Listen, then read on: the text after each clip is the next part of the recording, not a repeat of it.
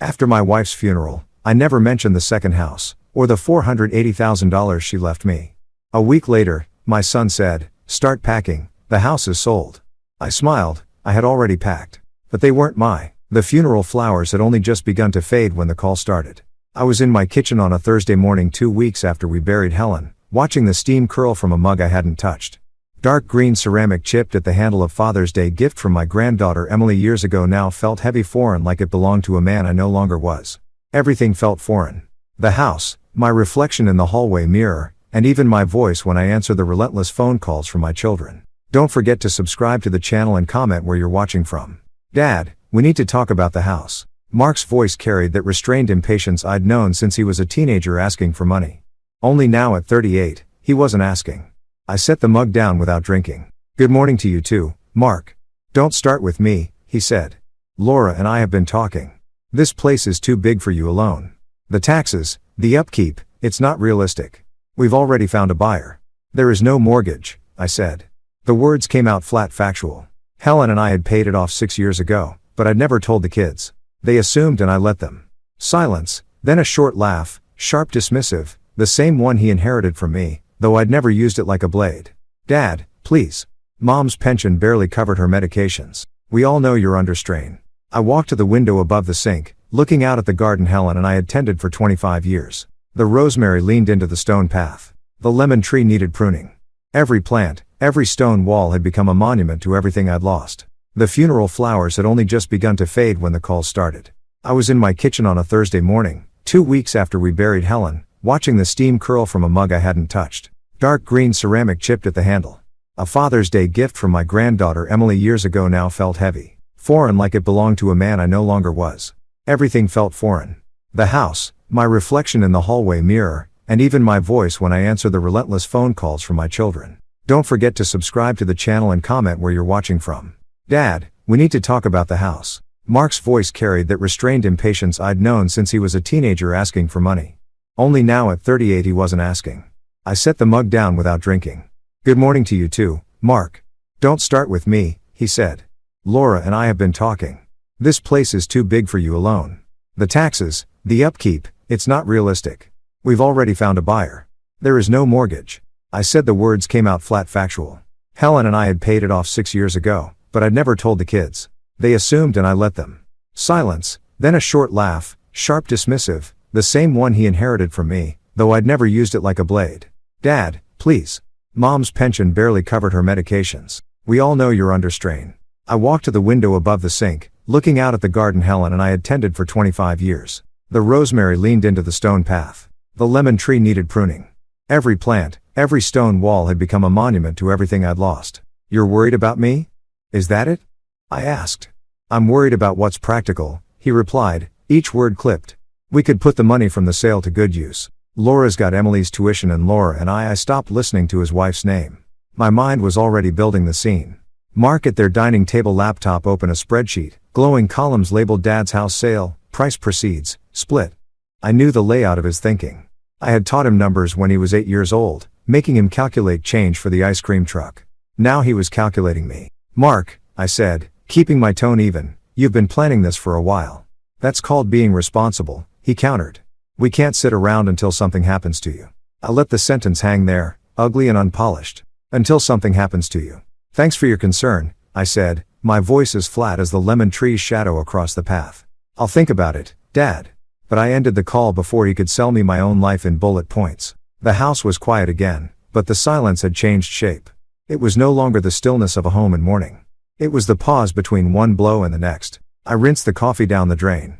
My hand smelled faintly of the rosemary Helen used to cut for the Sunday roast. She'd hand me sprigs like small trophies. Fresh from the source, she'd say, smiling, even though we both knew I'd just been standing there watching her work. The phone rang again. "Laura," this time I considered ignoring it, "but if grief teaches you anything, it's that avoidance doesn't stop what's coming." "Dad," she began. Her voice pitched a little too high, the way she spoke when she was trying to make bad news sound like a gift. "Mark and I are on the same page. We both think you both think I should sell the house I finished for her." She hesitated. "It's for the best. You could move in here. We've got the finished basement, a full bath. Mark says we could add a kitchenette. You'd have your entrance, your own space. It's perfect. Perfect." A word too big for 4 walls below ground. And the money, I asked. Well, after we cover the contractor for the basement, you could set some aside. Help with Emily's tuition. Maybe help Mark with his new place. It's all family, Dad. Win-win. Win-win. I could hear the echo of Mark's voice and hers, the rehearsed cadence of people who had already agreed on the ending before asking if I'd read the script. Laura, I said, when was the last time you called me to talk about something other than money? That's not fair, she protested. I've been busy. Emily's in her junior year. Work's been 2 months, I said. It's been 2 months since you called for anything else. Silence brittle and thin. You've been sending Emily money every month? She blurted finally as if it were an accusation. Yes, I said. $500 for 2 years. Another pause. She doesn't need to know that, Laura said. Of course she didn't, because if Emily knew, she might question the stories she'd been told about her grandfather, the fragile old man who couldn't manage his affairs, the one who needed decisions made for him. I need to go, I said. And this time, I hung up before the conversation could turn into something uglier. For a long time, I just stood in the hallway. The late morning light was slanting through the front windows, catching the dust on the console table. Helen's reading glasses were still there, folded neatly on top of a paperback she'd never finish. I reached out, then stopped. Touching them felt like a step I wasn't ready to take. My feet carried me without thinking to her study. The room smelled of lemon oil and the faint trace of her perfume. Something floral, subtle that clung to the curtains. Her desk was exactly as she'd left it, pen resting diagonally across a yellow legal pad, the corner of an envelope peeking from under a stack of papers. I sat in her chair. The leather was worn smooth where her elbows had rested. For the first time in 2 weeks, my shoulders eased. There was a bottom drawer on the left, stiff from years of sticking. I pulled it open. Inside were the usual layers of life-old tax returns, appliance manuals, greeting cards. Beneath them, my fingers found the edge of a pale blue folder. It was heavier than it looked. The paper inside shifted with a faint whisper like it knew it had been waiting for me. I didn't open it. Not yet. I set it on the desk and rested my palm on the cover. A yellow sticky note was stuck to the front. Helen's handwriting in tidy block letters. If you're reading this, you need to know what's inside. I sat there, the late morning light warming the side of my face, and for the first time since the funeral, I felt something other than loss. It wasn't hope, not yet, but it was direction. The pale blue folder sat in front of me like an unopened letter from the past. Helen's note stared back at me, those square, deliberate letters that always made even grocery lists feel important. If you're reading this, you need to know what's inside. I hesitated. My fingers traced the paper's edge. Outside, a breeze moved through the lemon tree, scattering sunlight and shifting patterns across the desk.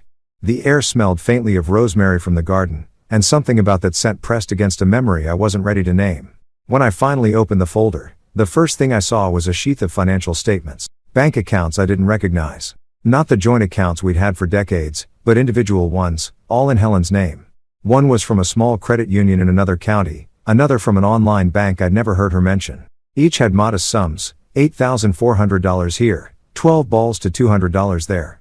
Not fortunes, but enough to make me wonder why they'd been kept separate. Under the statements were property documents. My breath caught when I saw the first a deed for a villa in the Algarve region of Portugal purchased 10 years ago. The owner's name, Helen Margaret Hale. No mention of me. I flipped to the next page. A letter from a law firm in Lisbon dated last spring confirming the property's current value and offering to manage a rental contract. Helen had declined in a handwritten note at the bottom. Not yet. Keep private. Private? The words sat there like a pebble in my shoe. There were more documents. Life insurance policies I'd never signed. All naming beneficiaries. I expected Mark and Laura. But one caught my eye. A newer policy, much smaller, with only one beneficiary, Emily. No mention of her parents. I leaned back in Helen's chair. The lemon-scented polish in the wood seemed stronger now, mixing with the metallic taste that had risen in my mouth. Helen had always been deliberate. She didn't forget things. If she'd kept this from me, it wasn't oversight. It was intent. I picked up a smaller envelope tucked into the back of the folder. Inside was a letter dated 2 years ago written in Helen's looping cursive. Richard, if you found this, I'm gone. And if I'm right, the calls have already started. They will circle you, not because they need you, but because they want what you've built. I've watched it for years. Small comments, questions about money, the way they count what isn't theirs yet. You've always given the benefit of the doubt. I stopped doing that long ago. The house is yours. It stays yours. I paid it off so you'd never have to answer to them about it. But I also knew they'd try to make you believe you couldn't manage alone. That's why there's a second plan.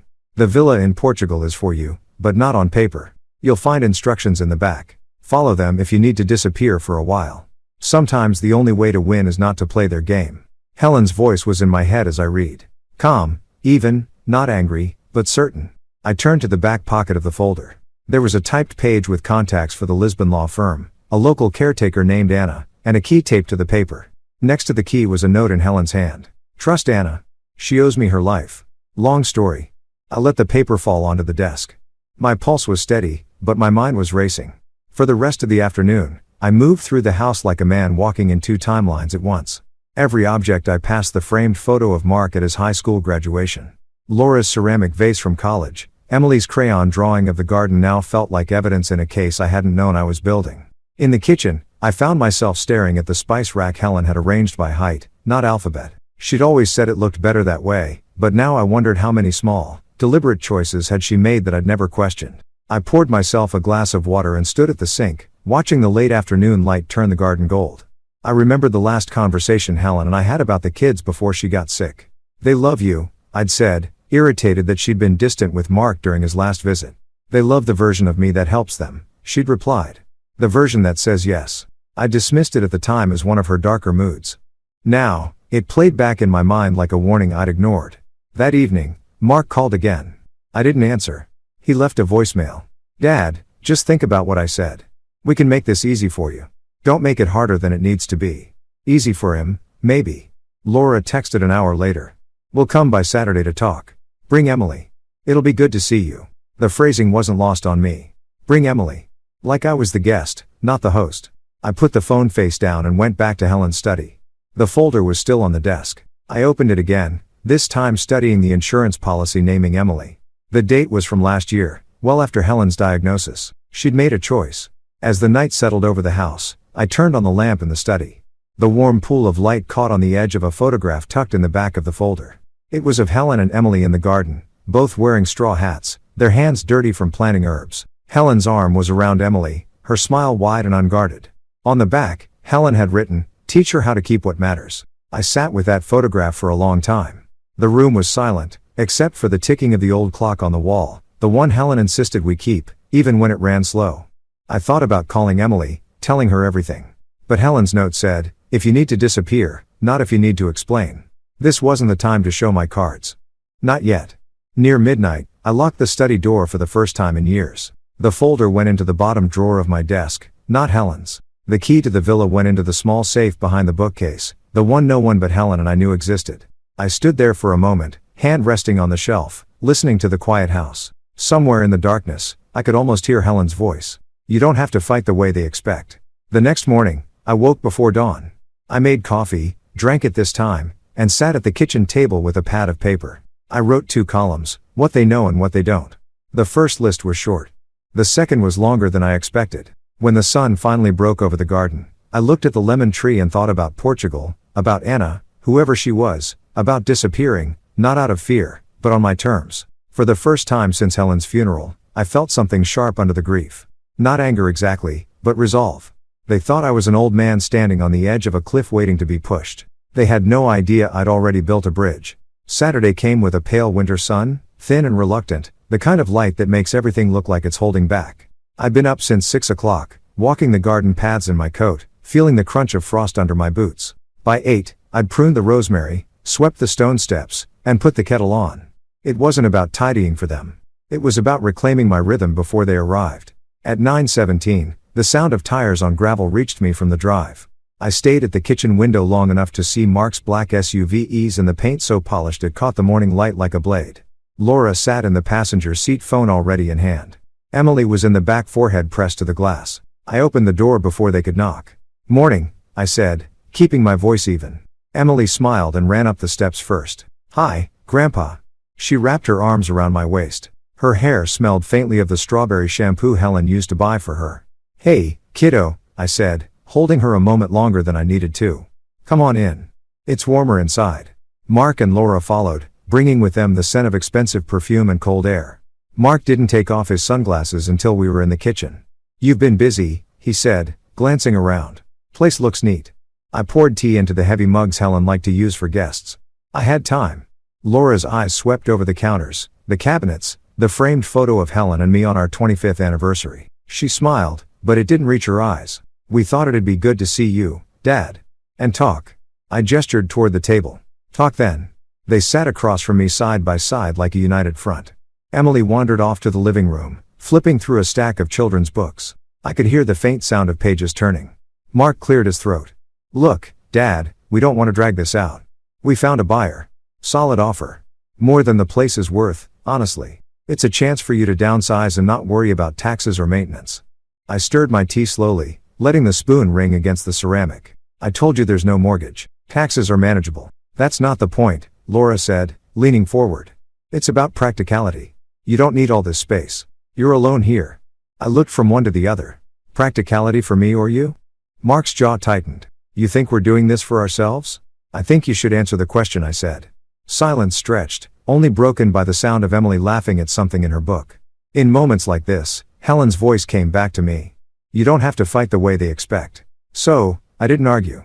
I let the silence do the work. People tend to fill it, and Mark was no exception. It's just we have plans. The offer would let you move somewhere comfortable, maybe near us, and it would free up. He stopped himself, but I knew where he'd been headed. Free up the capital. Laura picked it up. We could help with finding a condo, something manageable, close to Emily. I took a slow sip of tea. What if I'm comfortable here? That's not sustainable, Mark said sharper now.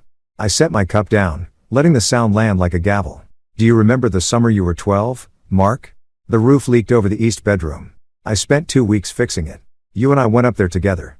You learned how to lay shingles. Mark frowned. What does that have to do with anything? Everything, I said. Because this house isn't just space, it's work. Work I'm still capable of doing. Laura rolled her eyes just slightly. Dad, you're almost 70. You shouldn't have to. And yet I said I can. I didn't tell them about the folder on my desk. About Portugal. About Helen's letter. That was for later. Emily wandered back in, then holding a drawing she'd made with colored pencils. I drew your garden, she said, handing it to me. I studied it. Bright green rosemary bushes, a yellow lemon tree, and a small blue house in the corner. Helen's study. Emily had even drawn the curtains. It's perfect, I said, smiling. You remembered the color of Grandma's curtains. Emily grinned. Of course. Grandma told me to always draw what's true. Mark shifted in his chair. Why don't you go play in the den?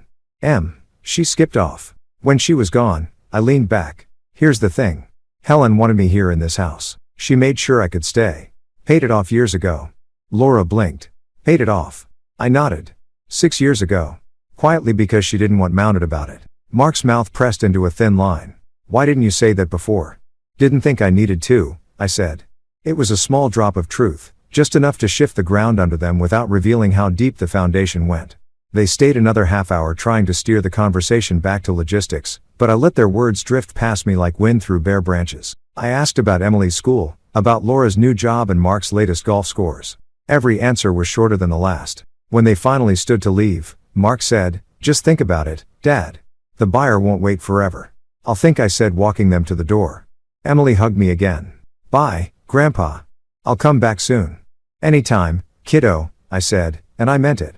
After the SUV rolled away, I stood in the doorway, feeling the cold air on my face. Inside, the house was silent again, but it didn't feel empty. In Helen's study, I opened the blue folder and looked at the photograph of her and Emily. Teach her how to keep what matters. I realized then that the real battle wasn't about the house at all. It was about teaching the next generation not to let go of what's worth holding. And the first lesson would be subtle, the kind of move they wouldn't see until it was too late.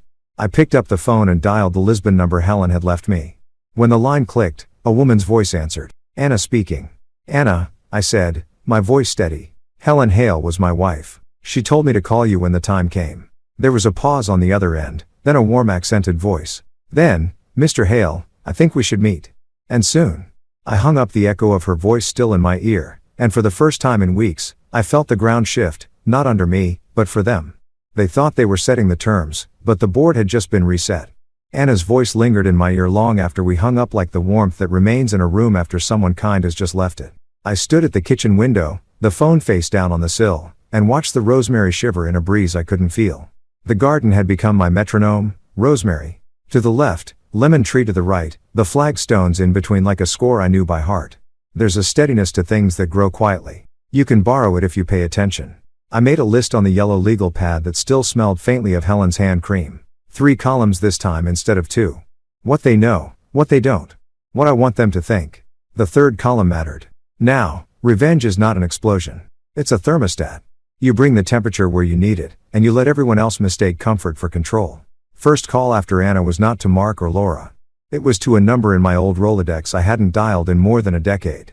Peter Alvarez Estates and Trusts. He'd handled a skirmish years back when Helen's aunt died and a cousin appeared with opinions. Peter had a manner I trusted. Unfussy, precise, allergic to drama.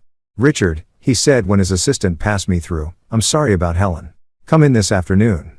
Bring whatever she left you to bring. I could hear the soft click of him opening his calendar. The sound made me feel steadier than coffee did. I gathered the blue folder into a messenger bag. Documents nested in documents like the rings inside a tree and locked the study. For the first time since the funeral, I put on a collared shirt I would have called real before all this started. Grief makes sweatpants feel like armor, but armor has its time and place. Today, I wanted to look like a man who still signs his name with a straight line. Peter's office sat in a brick building that used to be a bank. You could tell from the vault door they'd left as decor in the lobby, a reminder that once upon a time people put value behind steel and not in a cloud. His receptionist had kind eyes that didn't ask for anything. She offered water. I said yes out of respect for the ritual. When Peter stepped out, he wore the same navy suit I remembered, the one that looked permanent on him, like an assumption no one had challenged. He didn't hug me. I was grateful. We sat at a conference table the color of old tobacco. I placed the folder between us and flipped it open to the page I wanted him to see first. The deed to the house recorded 6 years ago, my name alone on it. Helen insisted, I said, and felt my throat threaten me. He nodded businesslike and set his reading glasses lower on his nose. Well, he said softly, scanning quickly but fully, she did this right. He tapped the margin with a pen.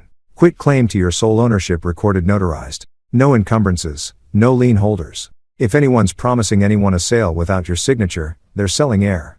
He kept going. We'll coddle the trust we set up when Mark was still trying to grow a mustache. You remember, he said without looking up. We amended the trust 3 years back. I did vaguely whine on the porch. Helen insisting we do one more pass at the paperwork while the light was nice. She removed the children as presumptive remainder beneficiaries to the real property in favor of a specific bequest to you. They inherit from your estate if and only if you say so. The only non-probate transfer she left outside your discretion is a small life insurance policy set for Emily. He glanced up, then reading my face. That one was important to her. I know, I said. It hurt less than I expected to say it out loud. He held up a hand the way he does when he's about to ask a question that matters. Has either child attempted to act on your behalf? Represent themselves as having authority. He didn't have to explain what he meant. Power of attorney games, signatures that smelled like entitlement. Mark found a buyer, I said. Came to my door with a letter of intent.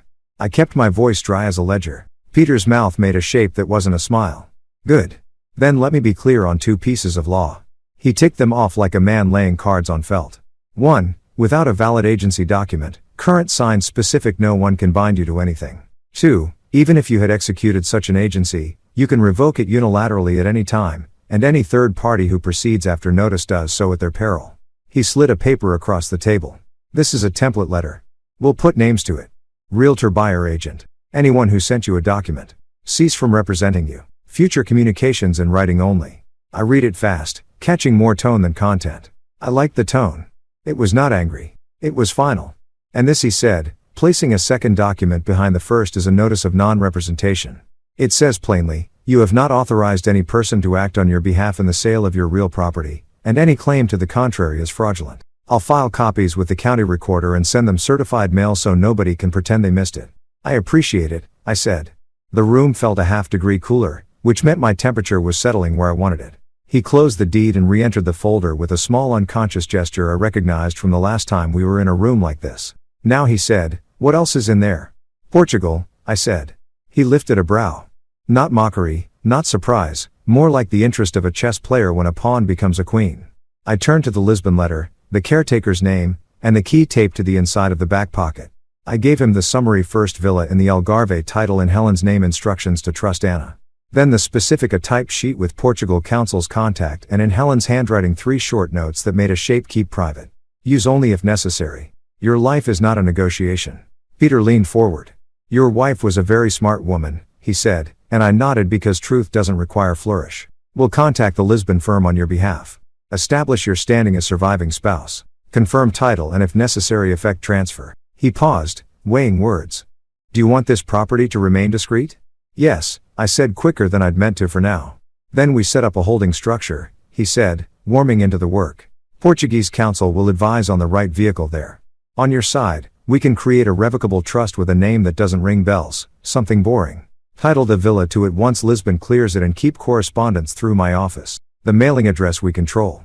You want distance? We can create distance. I like the way he said we. Some words are ropes thrown across water. He made more notes. 2 other items. He held a finger up for each. First, credit freezes for you at all bureaus lifted only by you. Not because I think your children would misuse your information, he added. And we both let the lie pass politely between us, but because weird things happen when word gets around that property is in motion. Second, we take a look at any accounts in Helen's name you were unaware of. If she intended you to have them, and based on what you've shown me she did, then we move cleanly. Otherwise, we leave them where she left them by her design and do not volunteer information no one is entitled to. Quietly, I said. Quietly, he echoed. When we finished signing the letters, his assistant came in with envelopes already addressed, the barcode stickers peeking out. Watching those white rectangles slide across the table felt better than any speech I could have made to my son. The world loves paper. Paper loves procedure. When you can't make people decent, you can make them careful. Back at home, I put the carbon copies in the bottom drawer of my desk, not Helen's. The distinction mattered. Her folder was how we got here. My drawer was what we did with it. The afternoon brought a voicemail from Mark. Dad, call me back. Don't do anything rash. We're trying to make this easy. The word easy again, as if comfort were something that could be used as a leash. I let it sit unturned. A text from Laura followed an hour later. Dinner Tuesday. We can bring takeout. You like that lemon chicken from Whitman's? I typed, sounds good. And didn't send it. Then I typed it again and did. You don't win by being predictable. You win by controlling the clock. I drove to the post office before closing and rented a P.O. box. The woman behind the counter had the patience of someone who has watched thousands of people fumble with forms without learning a single thing. Smallest size, she asked. Medium, I said. And an extra key. There's preparation that looks like paranoia and preparation that looks like a plan. The P.O. box key sat warm in my pocket as I walked out. A small click that translated in my head as options. On the way home, I stopped by the cemetery. I hadn't been back since we put Helen in the ground. It hadn't felt like a place I could get anything done, but there are conversations you cannot have anywhere else. I parked under the gnarled maple and carried nothing with me. Her name on the stone still surprised me in the way a mirror does in bad lighting. I stood there in my good shirt and said nothing for a long time, letting the wind move in the field of flags beside the veterans section like a low applause for people who showed up. When I did speak, it wasn't eloquent. They think I'm soft, I said. They think grief makes me malleable. The air didn't answer, but the ground felt steady, and that was enough. You did most of the hard part. I added softer. Now I'll do the rest. On Monday morning, the certified mail receipts started hitting my tracking app one by one. Broker, buyer's agent, county recorder. A domino line of green check marks that had nothing poetic about them and still felt like poetry. 2 hours later, a call from an unknown number. I let it go to voicemail. Mr. Hale, this is Greg from Hawthorne. Really? There seems to be some confusion. Your son indicated I stopped the playback. He didn't realize he'd already said the only part that mattered. I returned the call after lunch and put him on speaker, then set my phone on the counter where I could see the little red dot recording the call because one day you always wish you had. Mr. Hawthorne, I said, there is no confusion. I own my home. Any further contact about listing or sale must be in writing to my attorney. You have his address. Do not come to my door again. Do not speak with my children about my property. He tried to sound conciliatory, but words put into the service of presumption can't help the smell they give off. Of course. We only want what's best for your client, I said. Good day. I sent the audio file to Peter's office with the subject line so dull it might as well have been a traffic report. He wrote back 12 minutes later, perfect. Log. It is a strange relief to have your life translated into administrative verbs. Anna and I spoke that afternoon. Her English had a music I liked, and when she laughed, her voice did a small skip on the second syllable. You're Helen, she said. She saved me once. I didn't ask how yet. The people who deserve your trust will tell you when the timing is right. The house is ready, she added. And I pictured white walls and blue shutters, even though I had not yet seen them. You come, I place fresh linens, lemons in a bowl. You will sleep. Sleep felt like a luxury I had been stealing in small coins. Soon, I said, I need a week. I will wait, she said. Portugal waits well. After we hung up, I opened my laptop and bought a ticket to Faro with a connection through Newark. One way fully refundable, purchased with a card Helen had labeled in our budget as travel if we dare. I used the P.O. box for billing and printed nothing. I took the extra step of turning off my phone's location sharing because the last time I set up my grandson's game console, it surprised me how much these devices like to tell on us. I wasn't hiding. I was simply refusing to be found by people who hadn't asked permission to look. I walked the house that evening with a notebook, not to inventory things, but to listen. Objects talk to you if you let them. The framed photo of Mark at 12 in his missed shirt speaks to the worst impulses that have better stories we could tell if we wanted to. Laura's college ceramics speak to talent, yes, and also to the way she loved praise more than the clay. Emily's crayon garden speaks to a part of the future I'm willing to invest in. I put sticky notes on boxes in the hall closet, not because I planned to ship them yet, but because it calmed a part of me to see instructions I'd given myself to Mark, not a bill to Laura, careful to Emily later. Tuesday morning, the doorbell rang at 9:03. Through the peephole, the realtor again, a second man beside him, older with the look of a person who'd rather be anywhere else. I opened the door only as wide as the chain allowed. Certified letters. I said, "Mean we don't need to do this dance." The older man raised his hands. "I'm your son's attorney," he said, and my lip did a thing I didn't intend. "He asked me to check on you." "Check," I said. "From there." "I didn't break the chain." "You received my counsel's notice yesterday." The realtor spoke then, attempting to be genial. "We thought perhaps you hadn't seen." "I see fine," I said. "When you are 65 and still competent, there is a particular satisfaction in saying that without heat. You may leave a card."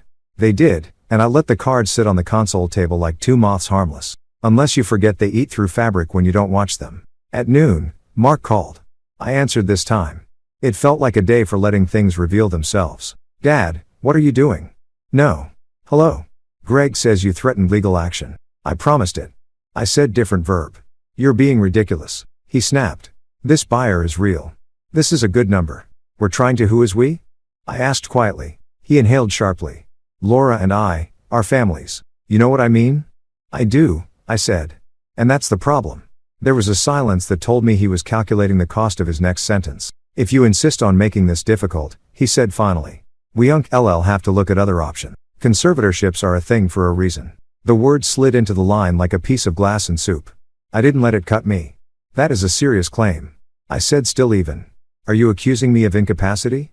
"I'm saying," he said softer, "now that we can't sit around and wait for you to start making mistakes." "I just made one." I said, "I picked up this call then because I am not interested in being clever so much as being clear. Any further threats will be forwarded to my attorney. We will meet on Thursday at my house at 2. Bring your counsel. I'll have mine. We will talk like adults or not at all." He sputtered, then said yes, because bullies do prefer a schedule if it offers them a chance to wear ties. When I hung up, I walked to the study and opened the bottom drawer where I had placed the blue folder. I took out the small envelope I hadn't touched yet. On the front, Helen had written Independence. Inside was a bank card and a typed slip with a pen, a note in her hand underneath. "You hate allowances. Consider this a dare rather than a gift. Use it to build a life, not to buy time." The audacity of her faith made my eyes ache. I set the card on the desk where the light could catch it and remind me I had a spine. That evening, I changed the deadbolt on the front door. Not because I was afraid, because I like the feeling of a key in a lock that answers to me. I oiled the hinges, tightened the screws in the banister on the back staircase, and replaced the batteries in the smoke detectors, work that seems small until one night it isn't. When the house sighed into the quiet that follows honest labor, I poured a finger of the scotch I had been saving for a celebration I hadn't defined yet, and sat at the kitchen table with nothing in front of me. The absence of paper felt like a decision. Sleep came clean for the first time in weeks. I woke just before 6 to a text from a Lisbon number, Senior Hale. "We have prepared documents to establish you as the sole heir of the property. Please confirm when you are ready to receive the courier," signed with a name I didn't recognize from the letterhead. Paper moving through the world on my behalf while I slept. There are worse lullabies. I took a walk around the block. No coat, just breathing like mist. An older neighbor, Joyce, waved from her porch and asked after me in a way that did not require an answer. When I reached my front steps again, a small cardboard package sat against the door. No return address, just my name and Mark's quick, impatient handwriting. Inside, a glossy brochure from a condo development. Smiling gay-haired people near a pool, a list of amenities in bullet points, granite counters, a yoga studio, a shuttle to the mall, a note on top. "Thought you'd like to look, love. M." I smiled in a way that did not show teeth and set the brochure under the scotch bottle to level a wobble. Useful after all. Thursday arrived with a sky the color of wet stone. Peter came 5 minutes early, which is to say on time. We sat at the same kitchen table where my children had told me my life no longer fit me. He placed a yellow legal pad on the wood in front of him and wrote the date at the top with a pen that made a nice sound. When Mark arrived with a man, he introduced as our attorney. Jeff. Laura followed a step behind, eyes bright and tired. Emily was not with them. I felt the absence of her like light you didn't know you were using until it was gone. We did not shake hands. Jeff opened with the voice of a person who had made partner by being the most reasonable man in unreasonable rooms. We're here in good faith, he said, to discuss a path forward that honors everyone's interest. He spread his hands in a way that suggested an invisible table where possibility sat. Peter slid the cease and desist across the tangible table. My client's interests are honored when his ownership is respected, he said. This letter restates what your correspondence yesterday acknowledged. He has not listed his home for sale. He has not authorized any person to solicit buyers. Any further effort to do so will constitute tortious interference, and you will be named. Mark's jaw worked, but he didn't speak yet. Laura tried for a smile that felt like an attempt, not the emotion. Dad, we're just trying to think long term. Me, too, I said. And I started thinking long term before you learned to drive, she flushed. Mark couldn't stop himself anymore. Look, he said, leaning forward, palms on the table. You keep the house if that's what you want, but you can't expect us to carry the rest of Carrie, I said gently. What are you carrying? He looked surprised at his words. The burden, he said, smaller. The burden of my life, I asked, still gentle. The burden of my bills, which you don't pay for. The burden of my choices which you don't make. Or the burden of not getting what you had already counted as yours. He looked at Jeff then as if law might save him from language. It could not. Peter spoke into the quiet. There is also the matter of threats of conservatorship. He didn't look at Mark when he said it, which made the line ring louder. Those statements were recorded and preserved. Should any petition be filed, we will introduce evidence of competency and of attempted financial coercion. Laura's hand flew to her mouth. We would never. She began, then stopped, hearing herself. Mark didn't mean I meant. Mark said, eyes hot, that I'm tired of this. You're tired, I said, nodding. I understand. Being told no is exhausting when you've rehearsed yes. We let the quiet sit at the table for a minute. Then I pushed a sheet of paper across to them. It was not what they expected, a simple list written in my neat block letters. Here is what I am doing on my timeline. It had 3 items. 1, I am not selling my home. 2, if I choose to relocate at any point, I will tell you after the decision is made. 3, I will continue to support Emily directly at my discretion. Any attempt to mediate that support through intermediaries ends all support. Laura's eyes glistened. It surprised me it shouldn't have that behind the calculation. There was still a person who could be reached by consequence. Dad, she whispered. Please, I am not the enemy, I said, and felt the truth of it to my feet. But I am not a resource to be managed. Peter collected his pad.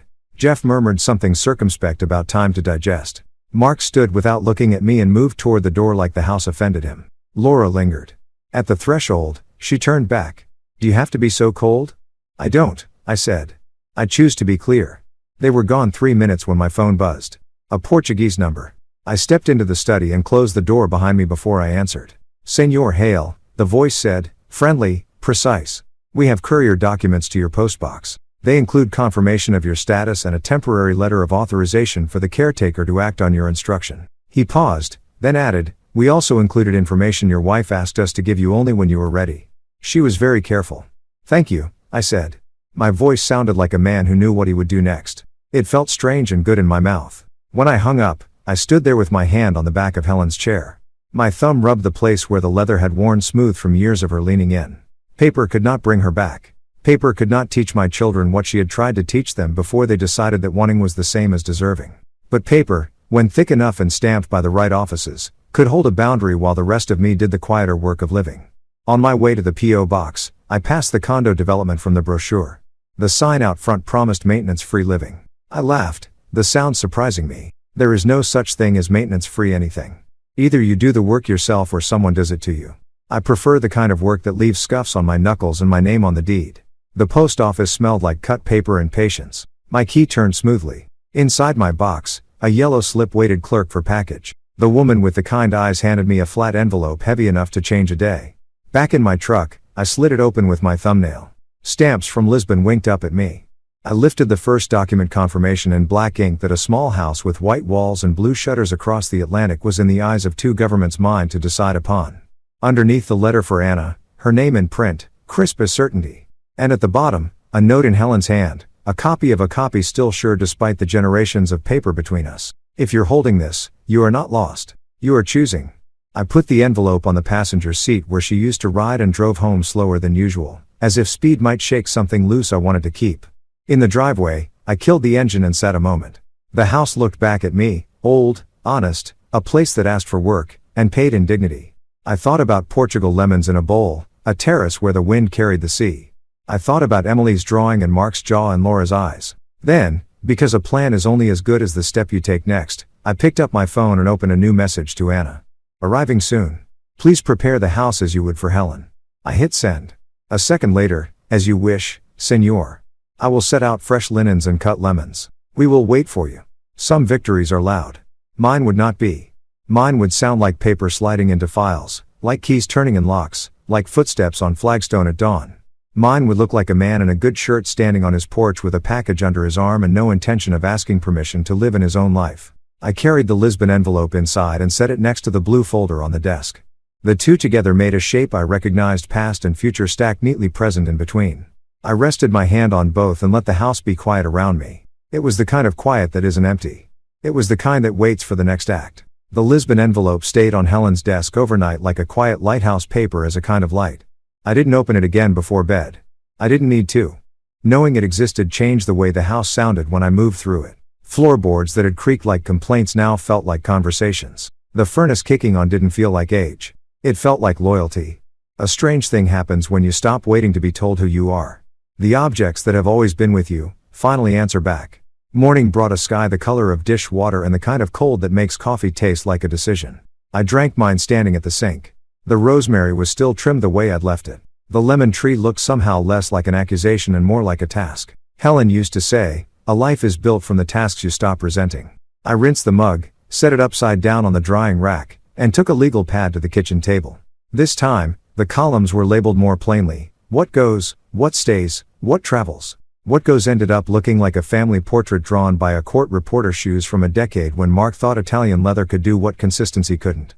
The butcher block knife set Laura borrowed for a Thanksgiving that kept expanding to include everyone except the people who cooked. Boxes of trophies, ribbons, plaques, the small currencies of childhood we hang on to because the adult currencies turned out to be less certain than advertised. What stayed was blessedly short. The table where the kids' heights were ticked into the wood. The books with Helen's marginalia like small trails through a forest. The piano she never learned to play but loved to polish. What travels was the least complicated list I'd made since all this began. The Lisbon envelope, one suitcase, passports, her photograph from the beach, the year we let ourselves be young for more than a weekend. I called the moving company at 9:02 because 9:00 felt like starting a fight, and 9:30 felt like letting something start me. A man named Rodriguez answered. His voice had the patient sturdiness of someone who had lifted other people's lives into trucks for a living and still believed in returning phone calls. We spoke in specifics. 2 deliveries, 2 addresses, 1 truck one morning. He asked if this was an estate clearance. I told him honestly that it was a correction. He laughed once softly as if to say he understood more than I'd said. You want them to sign? He asked. Yes, I said. And you'll tell them the sender is Richard Hale. Anything else? He asked. Don't be late, I said. Let the timing do some of the talking. He gave me a window between 7 and 9. I said 7 as if the minute could obey me. The rest of the day I spent touching what would go and what would stay. Boxes have a smell when they leave the garage, dust and ambition. I pulled the ones with the right sizes and shapes and started in the bedrooms that hadn't been their bedrooms in 20 years and still managed to insist on being called that. Mark's room first. The posters were gone, but the wall where his bed had been still had faint squares of paint that aged differently where sunlight couldn't reach. I packed his high school yearbooks, the stack of baseball cards he swore would pay for college, the pale blue tie I bought him when he decided to be a man in a suit because being a man in a mirror wasn't enough some days. I found the letter I wrote him on his 18th birthday, the one where I told him courage was mostly showing up when the story wasn't about you. I read it, folded it, and put it on top of his trophies. I didn't add a note. The letter would do its work. Laura's room made a different kind of sound when I opened the closet, something like glass that has remembered being sand. Scarves carefully tied around hangers. A shoe box labeled clay that held more newspaper than art. The piano books from the 6 months she begged to learn and then remembered it's not praise that teaches your fingers to keep going when they don't want to. I wrapped the books in brown paper with the kind of attention you give to a story you're done trying to fix. I put her 7th grade essay, the one where she wrote about wanting to be the person who brings things to the table, on top of the piano books and closed the lid of the box gently. She hadn't meant money when she wrote that. That's the thing about time.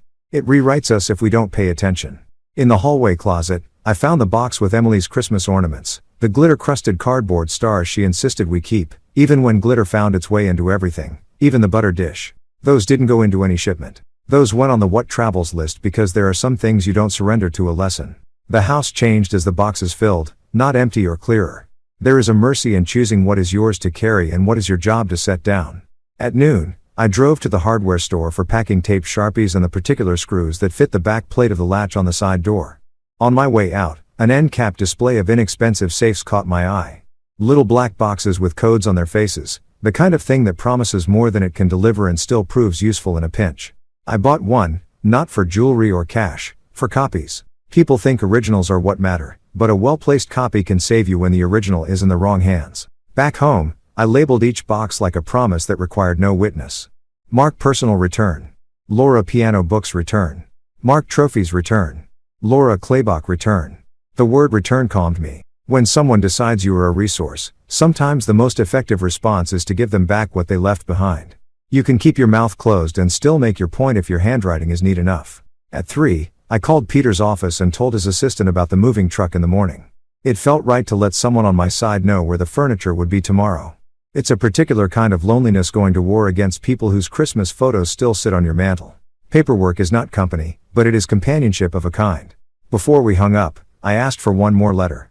This one, a simple memo addressed to whom it may concern, stating that my house was unlisted, not for sale, not subject to any pending transaction. A sentence that would sound boring until someone needed to be bored into leaving me alone. By late afternoon, the winter light had that nickel tone it gets when the day wants to be done before you do. I ran a soft cloth over the table where Helen and I had moved our lives through numbers every December. Tithes, taxes, the small categories we pretended to hate and secretly loved because they proved to us we were still steering something. I set the Lisbon envelope on the table, opened it, and took out the letter for Anna, the one with her name crisp and certain, and placed it into the new safe. Then I made 3 copies of the certificate confirming my status in Portugal, and put them in 3 different places. The safe, the bottom drawer, under a stack of old manuals for appliances we no longer owned, and a manila envelope in the trunk of the car under the spare tire. My father taught me that if you have to hide something, hide it where people are already tired. No one wants to lift a spare tire. At dinner, I boiled pasta and over-salted it. Helen used to say that grief makes you forget the math of the kitchen. I ate it anyway, standing at the counter reading the text from Laura that said, "Tuesday still stands. We can bring lemon chicken," and reply yes. I included a smile I didn't feel because sometimes you let the other side think they're playing a part in your plan. It makes everyone more polite until it's time not to be. I slept in Helen's study on the couch that chalks like something you're not supposed to sit on. Her smell was nearly gone from the room, but the lemon oil stayed honest. The clock ticked. I let it. I woke at 4:52. The house dark and certain around me. Coffee, a shower, a clean shirt. I wrote 2 notes, one for Mark, one for Laura, and sealed them without rereading. They said the same thing in different words. I'm returning what belongs to you. I'm keeping what belongs to me. The difference between the two is not up for debate. I didn't sign them with love. I didn't sign them with anything. Names can be demands. Today, I preferred statements. At 6:41, I turned on the porch light and watched frost steam from the grass like a promise being kept. At 6:57, the truck turned onto my street, a white cab, a rectangle of a trailer that made a rectangle of a morning. Rodriguez hopped out at exactly 7 in a jacket that had moved other people's furniture through other people's winters. "Mr. Hale," he said, and shook my hand with a grip that suggested he appreciated the difference between a job and a favor. Behind him, 2 men in wool caps waited with dollies like horses waiting for reins. "You have the addresses?" I asked. He patted his chest pocket. "Briar Ridge first, then Pine Avenue. And the instructions," he smiled without teeth. "Deliver to the door. Ask for a signature. If they won't sign, take a picture. Send time-stamped. Your name on the note." "Thank you," I said. He looked past me into the house, not nosy, just curious the way a craftsman is curious about the room he'll be judged by. "You want us to take anything else?" he asked, casual as if offering a last cigarette. "Not today," I said. They worked efficiently the way people do when what they're moving weighs pounds. Boxes out of rooms that had waited too long to be honest about what they were. The piano bench, Laura's name scrolled on the bottom from the day we let her make everything hers to encourage her to keep trying. Mark's leather jacket from 1999 wrapped in tissue that should have been humility and wasn't. The trophies, the tie. The shoe box was more newspaper than clay. I watched without hovering. A man who watches too closely makes other men rush. A man who pretends not to care invites something to be dropped. I stood where I could see everything without appearing to see everything, which is a skill fathers learn when they're tired of being told their eyes are controlling. At 7:31, Rodriguez asked for the first signature from me, a receipt confirming the boxes the way a courtroom confirms a sentence. I signed and printed my name and added the addresses next to them in a neat hand. The paper made a satisfying drag under my pen. Some mornings give you that much. When the truck doors were closed, Rodriguez touched the brim of his cap in a gesture that belonged to another decade and made this one feel less cheap. "We'll be careful," he said. "We'll be respectful." "Respect is a good word," I said. "It costs less than people think and buys more." He nodded. He looked like he wanted to say something else and decided against it. "That's another kind of respect." They pulled out at 7:39. The streets swallowed their sound before the frost had finished its steam. I poured a second coffee and let the kitchen absorb the new shape of the day. The house didn't feel smaller without the boxes. It felt truer. I put the notes to Mark and Laura into separate envelopes and addressed them in my careful print. I tucked Laura's into the top box labeled piano book so she'd see it before she saw the title of the song she never learned to finish. I tucked Mark's into the jacket collar because finding a letter in a place you put your mouth makes it harder to lie to yourself about what you just read. At 8:12, my phone buzzed. A photo from Rodriguez Mark's porch. The stack of boxes on the mat. The note in my handwriting visible like a signature you can't deny. The timestamps lined up like teeth. He wrote nothing else. He didn't have to. 4 minutes later, another photo. Laura stooped the piano bench with the box on top, her storm door's reflection catching a woman's silhouette shaped like a decision she wasn't ready to make. The caption has a single check mark. I set the phone face down and let the thought land. This is what it looks like when you give people exactly what they asked for and they discover that wanting is not the same as deserving. I cleaned the counter where the boxes had rested, streaks where cardboard had learned the shape of our house, and put the Lisbon envelope back into the safe, turned the dial, and listened for the click that told me the tumblers respected the numbers I'd given them. At 8:33, the doorbell rang. I knew the height of the knock before I looked through the peephole. Mark's knuckles make a sound like someone testing a wall. I left the chain on, opened the door the width of a father's patience, and met eyes I'd watched blink open the day he was born. "What is this?" he demanded and held up his phone with the picture of his steps as if it were a verdict and not a photograph. "That," I said, "is your life being returned to you?" He barked a laugh. "So you think you're clever?" "Not particularly," I said. "But I'm awake." He put his hand on the door as if pressure could change hinges. "Open this," he said. I did. I said and didn't. "You had my childhood things delivered to my house. You think this is what this is, petty dad?" "I think it's accurate," I said. "Things that belong to you should be at your house." He cursed softly the way men do when they're not ready to be the man they think they are. "This is insane." "Insane would be signing a paper I didn't read because my son told me reading was a waste of time," I said evenly. "Insane would be moving into a basement because the adults at a dinner I wasn't invited to decided I was a risk factor that could be mitigated with a kitchenette." His jaw clicked. I could see the argument he'd rehearsed this morning go off its rails. He regrouped, pulled out a paper, the letter of intent folded and unfolded enough to look tired. He pushed it through the gap so that it bent against the chain. "This is a good offer. You're being stubborn to prove a point." "There are points worth proving," I said. "What?" "That you can't be told what's best for you. Congratulations." Message received. His mouth made a line I recognized from every game he lost when he was 7. "Do you realize how selfish this is?" "Selfish?" I repeated.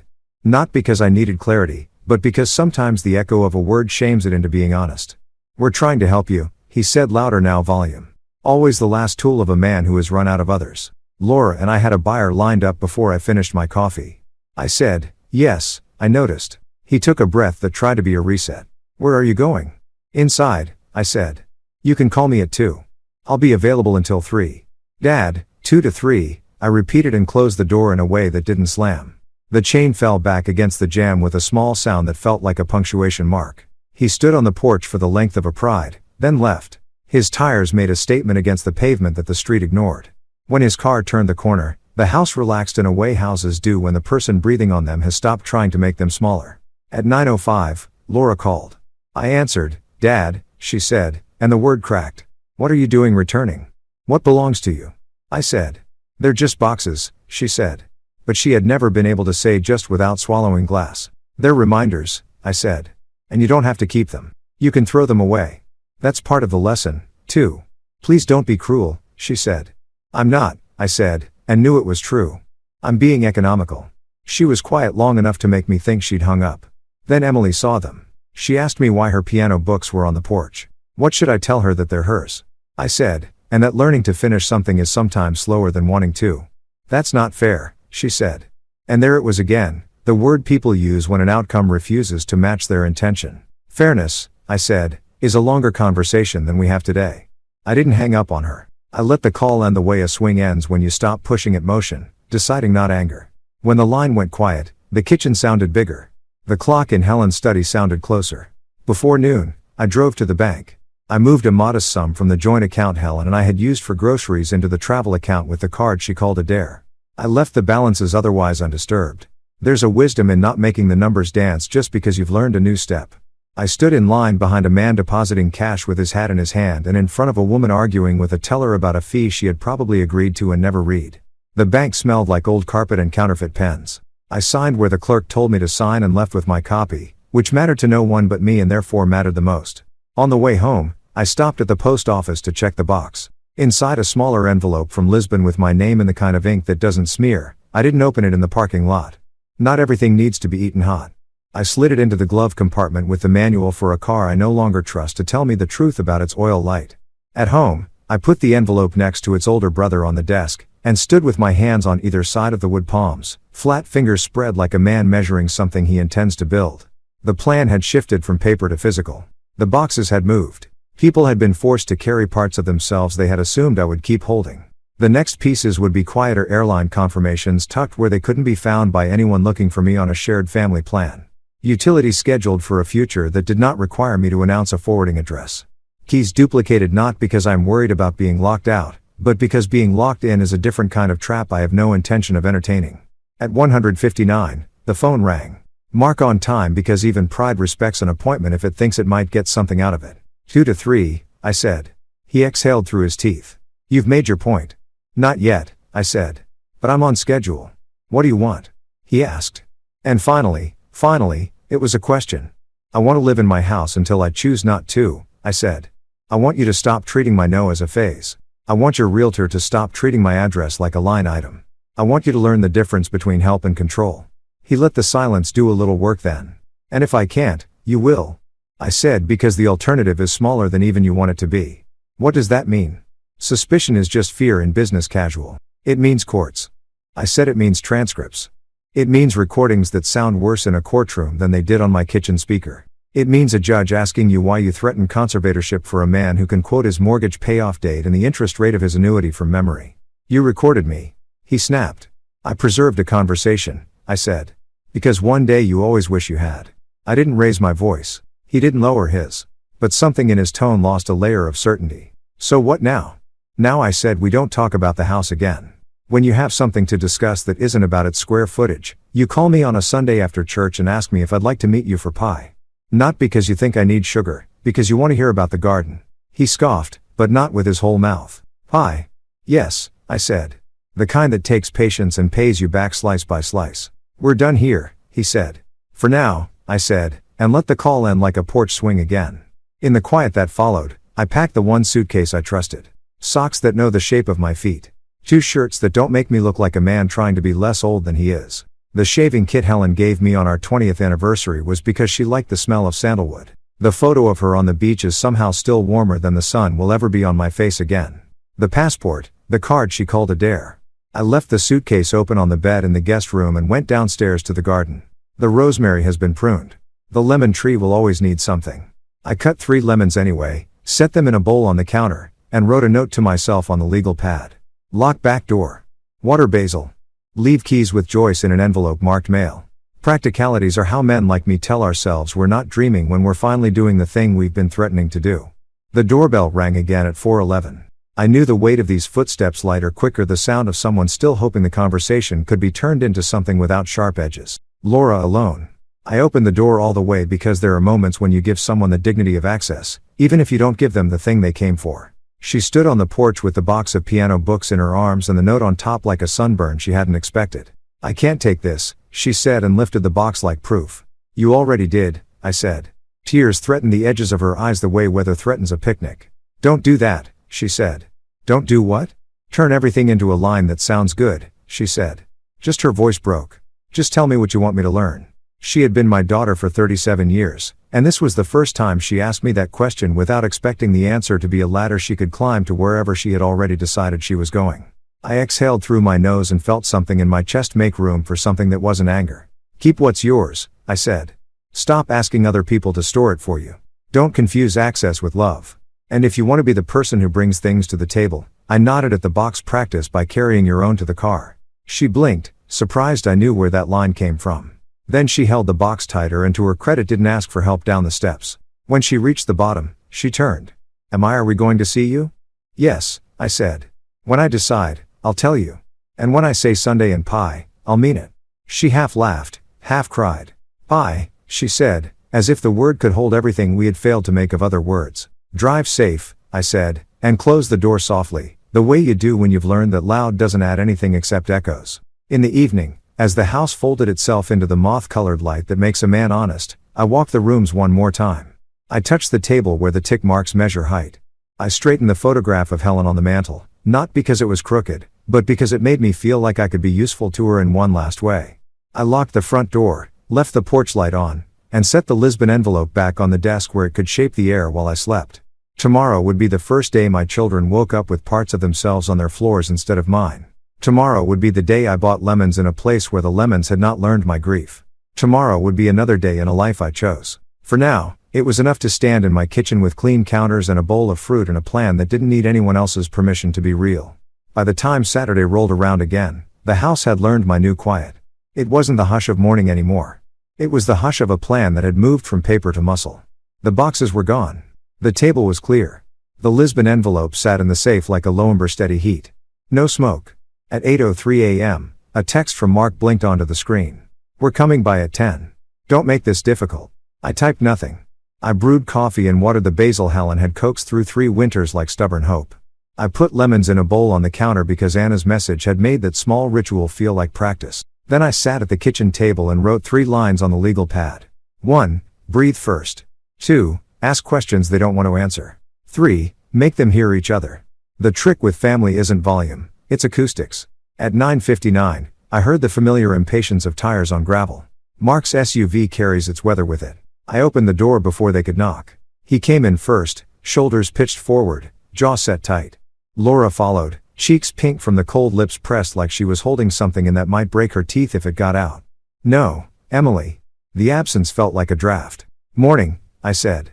We need to settle this. Mark didn't sit. He paced the length of the rug like a man measuring a field for a fence that would be taller than the deed allowed. Coffee? I asked, because offering hospitality to people who have rehearsed hostility has a way of knocking the script out of their hands. No, he snapped. Yes, please, Laura said, and the words surprised her mouth. I poured her a cup. She stared at the steam as if it might tell her what to say next. I took my seat and let the chair make its honest creak. You said settle, Mark. That presumes a dispute. Let's be clear about what yours is. The house, he said, as if the 2 words could congeal into law. You can't keep it. It isn't. It isn't reasonable. There is no mortgage, I said again. Because repetition is sometimes obedience and sometimes a mirror. Taxes, maintenance, safety, he fired back rapidly. It's not sustainable. He leaned on the phrase like a handrail that had held his weight before. Laura's voice arrived softer. Dad, we're worried about you falling, about you being alone. You're worried about the house being mine, I said. Those aren't the same worry. Mark stopped pacing. We found another buyer, stronger number. We have a letter of intent. You had, I said, and slid Peter's certified mail receipt across the table like a chess piece. Your buyer has been notified that any further contact goes through counsel. There will be no sale. This is ridiculous, he said. You're forcing us to say what you want out loud, I said calmly, which is why you're angry. He stared at me, and for a flicker, I saw the 7-year-old, who hated that the bat was heavy, but hated more when I helped hold it. He pivoted to new ground. If you won't be practical, we'll petition for conservatorship. Laura flinched. She hadn't known he'd bring that word into this room again. She set her coffee down too carefully. Then petition, I said, and my voice surprised all 3 of us with its evenness. You'll discover that judges prefer facts to feelings. Bring evidence. We'll bring recordings. Mark's mouth opened and closed. He didn't like the sound of himself when he wasn't the one playing the call back. Laura tried to catch the rope before he fell further. We don't want to do any of this, she said. We want you safe. We want you close. In the basement, I said. In our home, she said, a plea underneath the performance. In your basement, I repeated. Let's be precise. Silence stretched just long enough to make the next sound count. I reached for my phone, set it in the center of the table, and tapped the speaker icon. We should include Emily, I said. She belongs in any conversation about her tuition and my house. Laura's hand shot out. Don't drag her into this. She's already in it, I said. She just doesn't know which part of the story is true. Mark huffed. She's in class. It's Saturday, I said and dialed. The ring sounded larger in the room because nobody breathed. Hi, Grandpa. Emily answered on the second ring, the bright morning in her voice. I was just about to call you. Mom said, Hey, Em, I said gently and looked at Laura, who looked down. I've got your mom and your Uncle Mark here on speaker. We're at my kitchen table. I wanted us to talk together. Oh, she said, the vowel changing shape as it moved through her. Okay, how's school? I asked, because I have learned that starting with the non-essential is often the only way to keep a bridge from burning before anyone crosses it. Fine, she said. And then because she is not yet old enough to have forgotten hard utility asked. No, I said. Then why are we talking about it? She said, and it was so clean and so simple that Laura's hand went to her mouth as if she could keep a sound from escaping that had already escaped. Because we're helping your grandpa think through. Mark started and I raised a hand. He couldn't see but felt. Emily, I said, have you gotten my monthly transfers? Quiet. Then what? The $500 I've been sending you since freshman year, I said. Every month you get them right. Silence lay between us with weight. What money? She said, so small. I wanted to stand up and find a way to rewire time. I didn't look at Laura yet. I kept my eyes on the bowl of lemons because they were honest. Your account that ends in 3,842, I said, direct deposit on the second business day of each month. Emily's breath hitched in my kitchen like she was the one sitting at this table. Mom told me that where she stopped. The sentence had nowhere to go. I thought that was them helping. I wanted you to have what you needed without having to ask. I said, books, dues, whatever made school feel less like a fight. Mark's palm slapped the table. Dad, this is exactly why we needed to have this conversation together, I said, not looking at him. On the other end, Emily made a sound that was ugly and human and made the whole room lean. Mom, Laura closed her eyes. Emily, weak? She looked at me, then pleading not to be made to say it. For once, I let the silence be a mercy, not a tool. My transfers add up to 12,000, I said quietly into the phone. 24 months, 500 at a time. It's not everything. It's not nothing. Emily started to cry. Not the performative kind that asks for a camera, but the kind that leaks out of your actual body when a story breaks open and light rushes into a room that's been closed too long. I'm so sorry, she said breathless to a person she had thought she knew. Grandpa, why didn't you tell me? Your mother asked me not to, I said. She said it would complicate. Complicate who? Emily asked. Complicate what? No one answered her because no one could answer her without changing their shape themselves. I looked at Laura, not to punish, but because the person who needs to speak should be the one who made the speech necessary. She met my eyes like a student who has finally realized the exam is not multiple choice. I didn't want you to, she swallowed, to feel like you owed him. I wanted you to think you wanted credit, Emily said through tears, merciless in the way truth is when it's still read. You wanted me to keep calling you a hero. Laura's face folded. Emily, baby, no. I wanted control, I said softly, because it is sometimes a kindness to name the thing that is eating everyone's time. Mark stood, couldn't find a place to put his height, and sat again. This is not how we do this, he said to no one who could help him. You don't solve this on a phone call. You started it on a phone call, I said. Not unkind. Emily sniffed hard. Grandpa, are you okay? I looked out at the lemon tree and watched a small winter bird land on a branch like punctuation. I'm fine, Em. You don't sound fine, she said. I sound decided, I said. There's a difference. She inhaled like she was going to decide in front of all of us. I'm coming over. No, Laura said too fast. Yes, I said calm. But not today. Today you go for a walk. You buy yourself something hot that does not come with a grade. Then you call me tomorrow when the world is less loud inside your head. She surprised me by listening. Okay, she whispered. I love you. I love you too, I said, then added, because it mattered for your company, not your report card. The line clicked off. The room felt larger because the truth had taken up the space it was owed. Laura pressed her palms to her eyes, the way people do when they think darkness will rearrange the furniture. I didn't mean to. She stopped because the rest of that sentence knows it is a lie. I thought if she knew, it would change how she looked at you or how she looked at me. I wanted to protect your story, I said gently. You wanted to protect the version where you fix everything. Mark found his footing in anger again. It's the floor he trusts most. So this is the plan. Humiliate us. Make us the villains. Keep the house and your pride. You done? Yes, I said with that part. Here's what comes next. I slid a single sheet across the table, the same list I'd shown them with the lawyers written again in my hand. Because there is power in watching a man write the rules he intends to follow. 1. I am not selling my home. 2. I am not moving into your basement. 3. I will support Emily directly as I see fit. If that support is interfered with or misrepresented, it ends. Laura flinched at the last line like it had teeth. Please, she said. Just that word. It's a better word when it arrives before the problem. I'm not your enemy, I said, and watched it either land or not. Mark pushed away from the table and stood so fast his chair bit the rug. He looked at the lemons as if they'd insulted him. Congrats, he said. You win. This isn't a game, I said. Everything is, he said, and walked to the door. Mark, I called. He stopped. When you talk to your realtor again, tell him to stop sending letters to my porch. My porch is for people who know my first name. He left without answering. Silence closed behind him like a well-oiled door. Laura stayed. The coffee had cooled into a mirror she didn't like. I don't know how to fix this, she whispered. And for the first time, I believed her. She wasn't angling. She was tired. You won't, I said. Not today. Maybe not by yourself. She nodded small as if agreeing with gravity. Dad, are you going somewhere? Yes, I said. Not today. Not to a basement. Her eyes searched my face for a hint I would not give her. The plan requires respect for its privacy. Will you tell me when? When I'm ready, I said. And when I do, it won't be a negotiation. The wind picked up outside. The lemon tree made a soft shiver on the glass like a hand. She stood. Can I come by tomorrow with Emily? Yes, I said. But you leave money at the door. We talk like people who love each other, not like accountants. A small smile found a corner of her mouth. Pie, she said, trying the word on like a dress she wasn't sure she could afford. Pie, I said. Sunday. After she left the house, exhaled. I collected the cups and washed them slowly, paying attention to the way the ceramic changes sound when the coffee leaves it. I dried them and put them back on the shelf in their spots, the same spots Helen had chosen. The small obedience of returning things to where they belong felt like a prayer, I believed.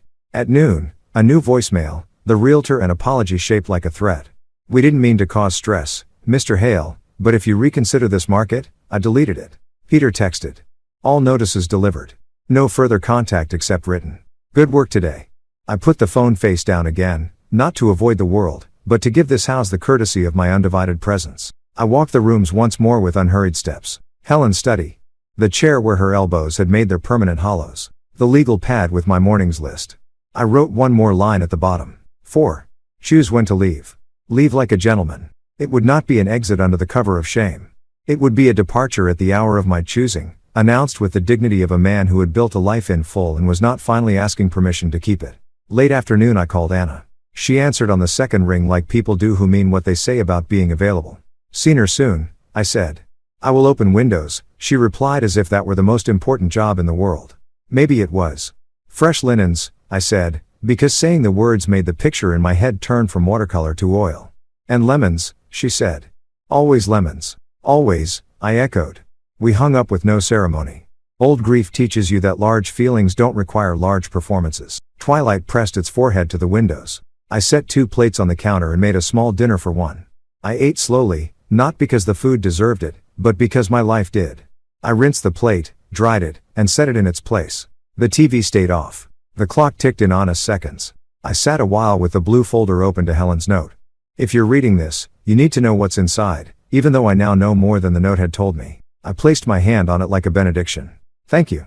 I didn't say it out loud because some thank yous are better kept between skin and wood. Before bed, I wrote 2 emails. One to Peter confirming I'd be unreachable for a few days starting midweek and authorizing him to field all communications with the kids' council.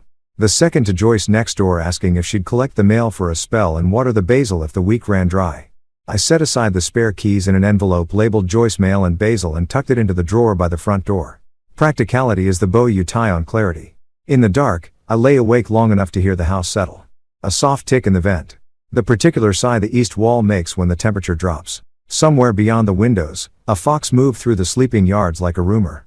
I thought about Emily's breath catching through the speaker. I thought about Laura asking, "What do you want me to learn?" I thought about Mark's jaw and how a man can wear it like armor and still be pierced by a single quiet sentence. When sleep finally came, it wasn't a bargain. It was a right. Morning would bring PO and Sunday and maybe a small conversation where a girl became a woman by telling the truth to herself in front of people who loved her. Soon after would come a ticket, a bag, a door closed behind me. That wasn't about leaving so much as it was about arriving. For now, the bowl of lemons, the legal pad with 4 lines, and a house that had made room for the next chapter without needing to watch me write it. Mark had always carried himself like the world would bend for him if he just leaned hard enough. That confidence, arrogance, if you stripped away the polish, wasn't built on discipline or skill. It came from never having to face the real cost of failure. Helen and I had seen to that. I'd seen to it, thinking it was what fathers were meant to do. Now in my kitchen, I watched that confidence begin to fray. It started small. A missed payment notice on his truck loan, one of those oversized pickups he never used for work.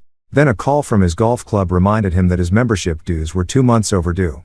I didn't have to be the one who pulled those threads. I just had to stop holding them together. 2 weeks earlier, I'd quietly closed a joint account Helen had opened in both our names years ago. One Mark didn't even know existed until recently. Or rather, one he thought no one monitored closely. He'd been using it for temporary cash flow. A few hundred here, 1,000 there. Always with the promise to put it back. I never asked for repayment because Helen had insisted we let it go. It's just money, she'd say, brushing off my protests. But money has a way of teaching lessons words never can. When Mark discovered the account was gone, he didn't call me directly. He called Laura.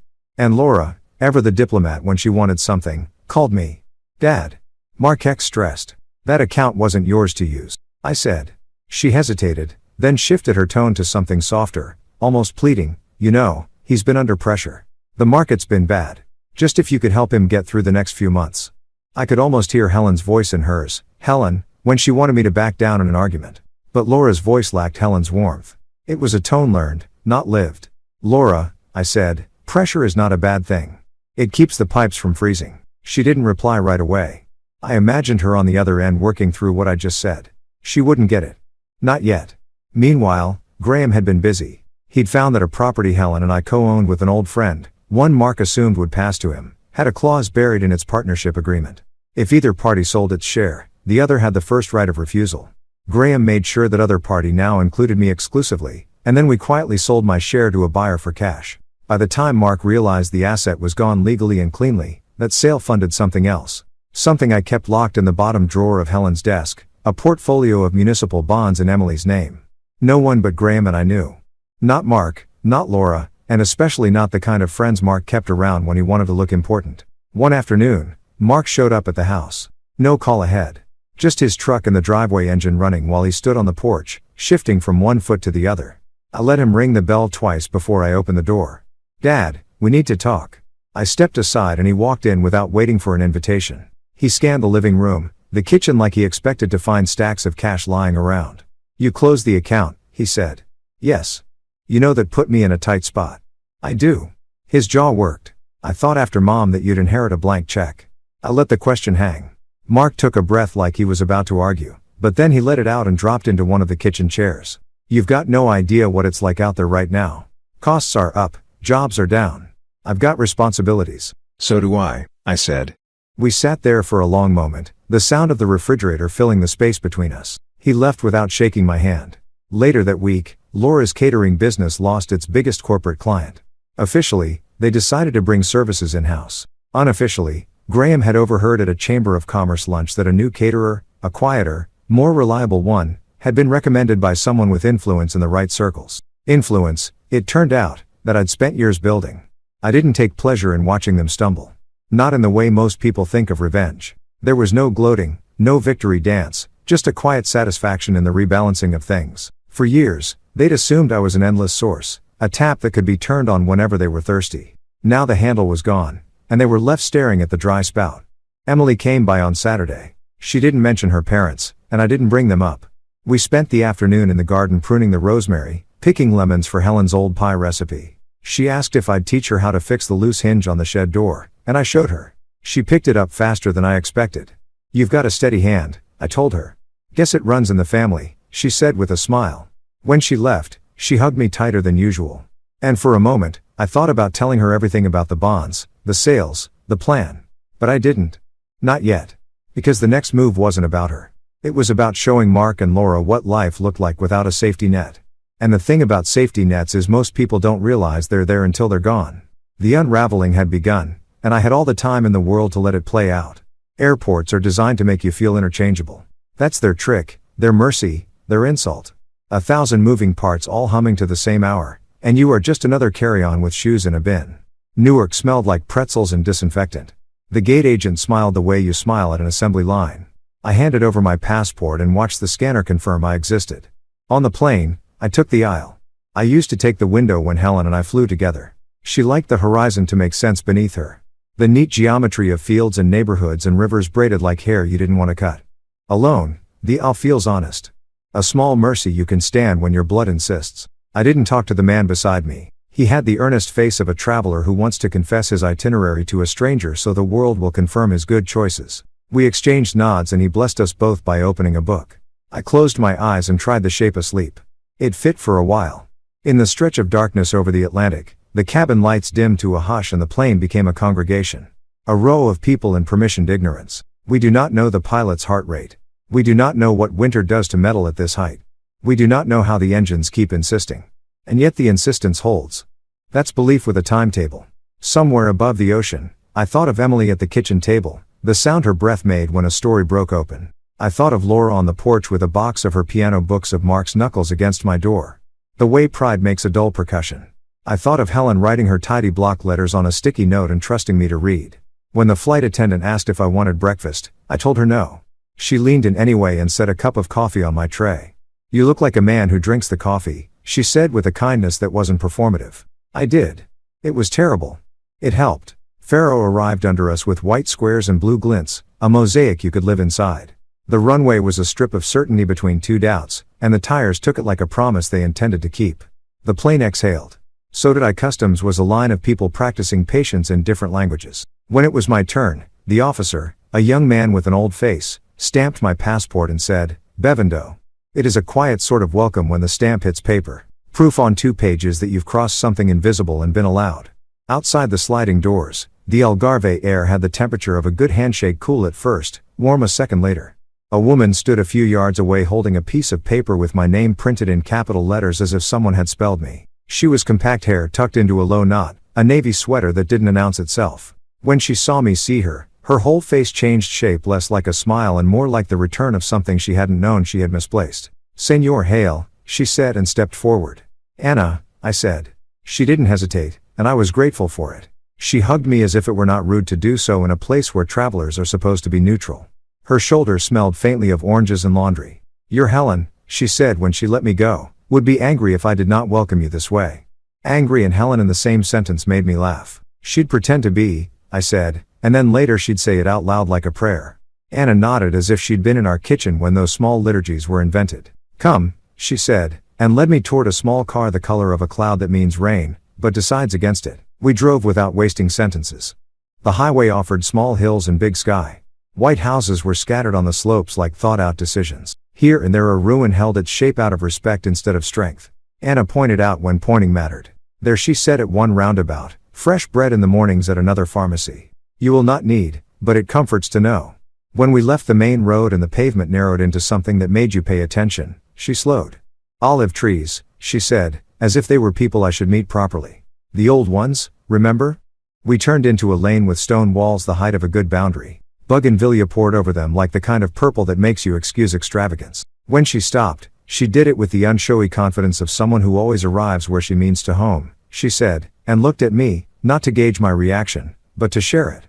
The house was smaller than my American house and bigger than the one I had tried to shrink. White walls, blue shutters that made the light honest, a red tile roof that had learned to hold its tongue in storms. It wasn't a showpiece. It was a place that had been asked to be a place and had answered yes. Anna took a key from her sweater pocket and placed it in my hand with 2 fingers. The key was brass, warm, heavy for its size. "This is yours," she said. "In law and in what matters." I didn't say thank you, not out of rudeness, because some thanks should be saved for when you can keep them. Inside, the floor was cool under my shoes. The living room open to light without asking permission. A simple couch the color of sand. A wooden table with 4 chairs meant 4 people could eat and mean it. Built-in shelves that hold books.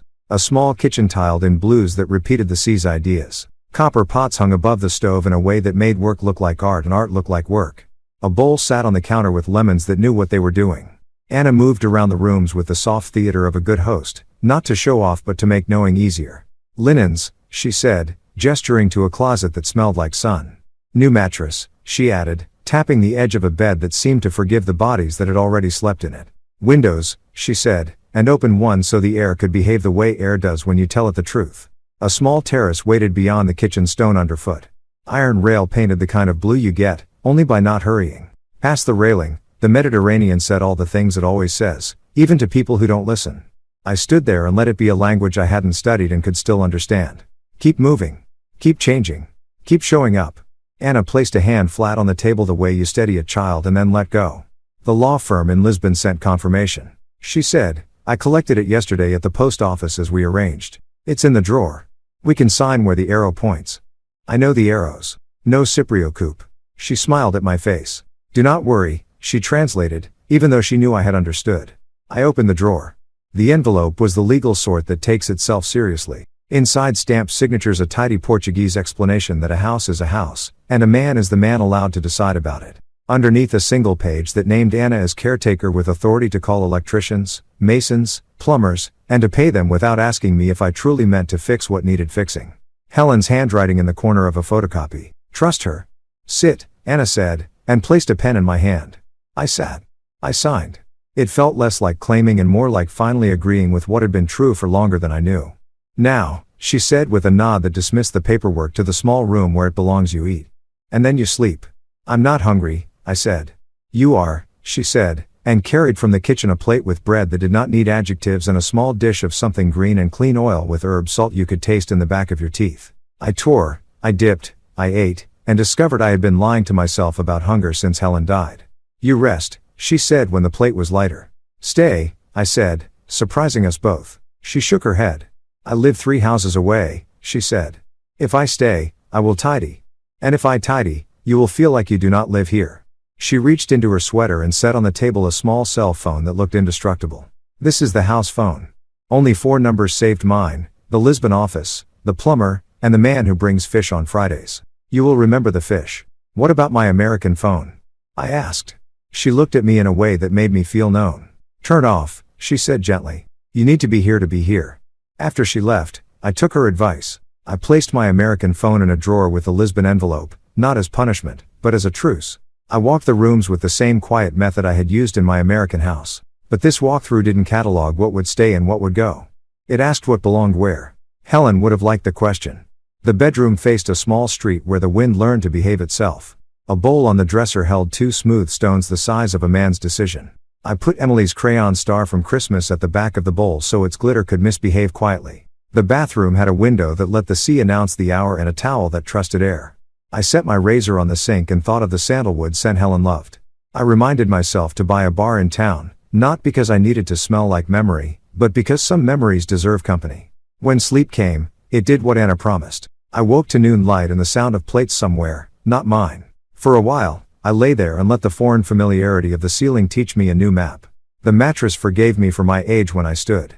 The tile was cool. The mirror caught my face and did not accuse.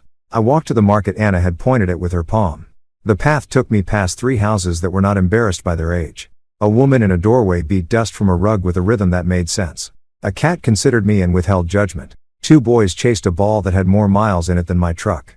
The market kept its promises. Bread that would have insulted a plastic bag sat in paper sleeves. Olives like good punctuation glistened in a shallow bin.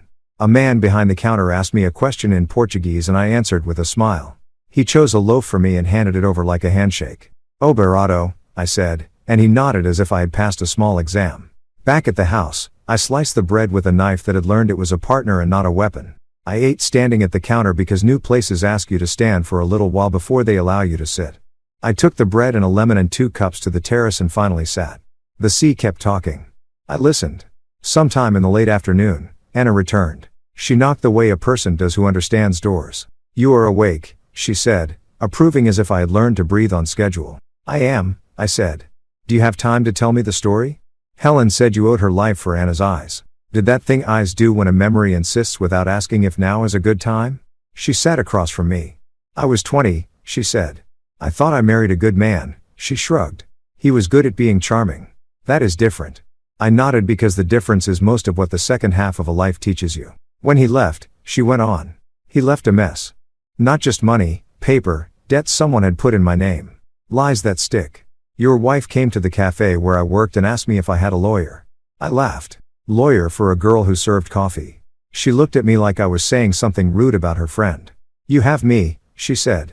I told her I could not pay. She said, you can cut my hair.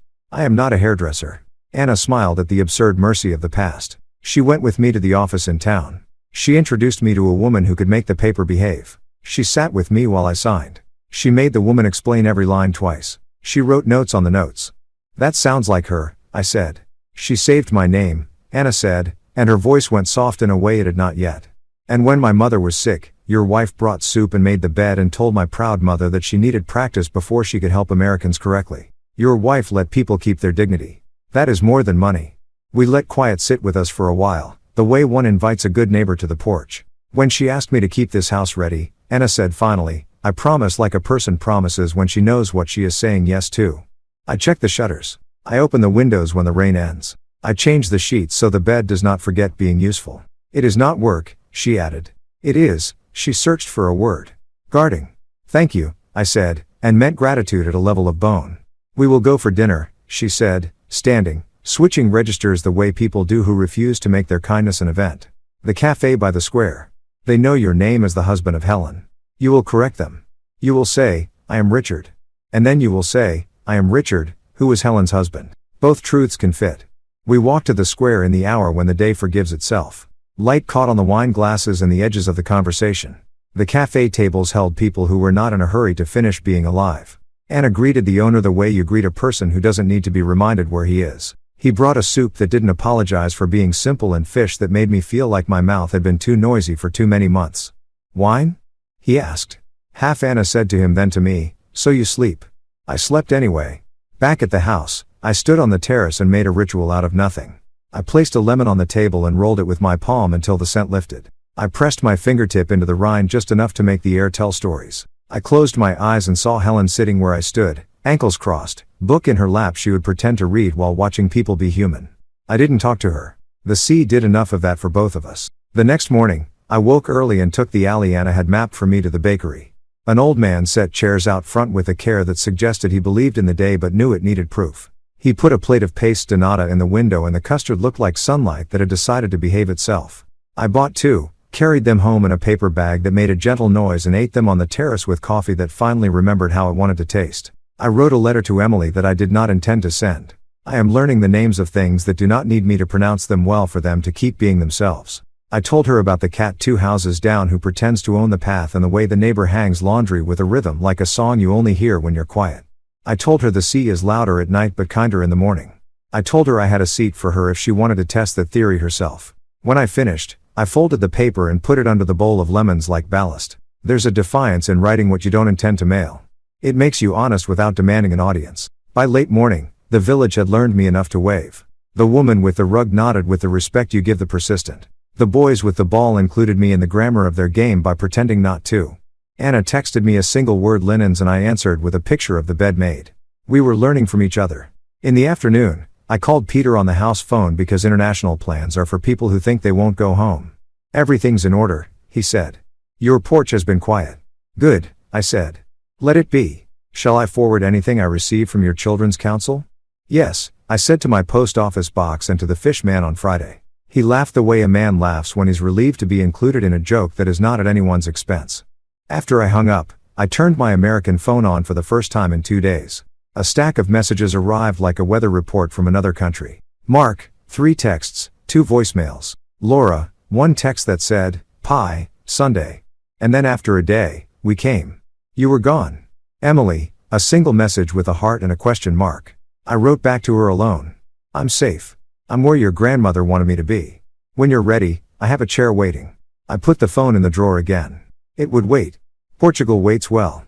As dusk settled, Anna walked up the lane and leaned on the gate the way people do when they have decided a threshold should be a seat. Tomorrow, she said, markets in Lula. We buy bowls you do not need, but that will make soup taste like it belongs. I have a weakness for bowls, I said. You have a weakness for things that hold, she corrected. And I decided to let that land where it should. When she left, I did the small chores that make a place your responsibility. rinsed dishes, wiped counters, shook crumbs into a palm, and gave them to the plants.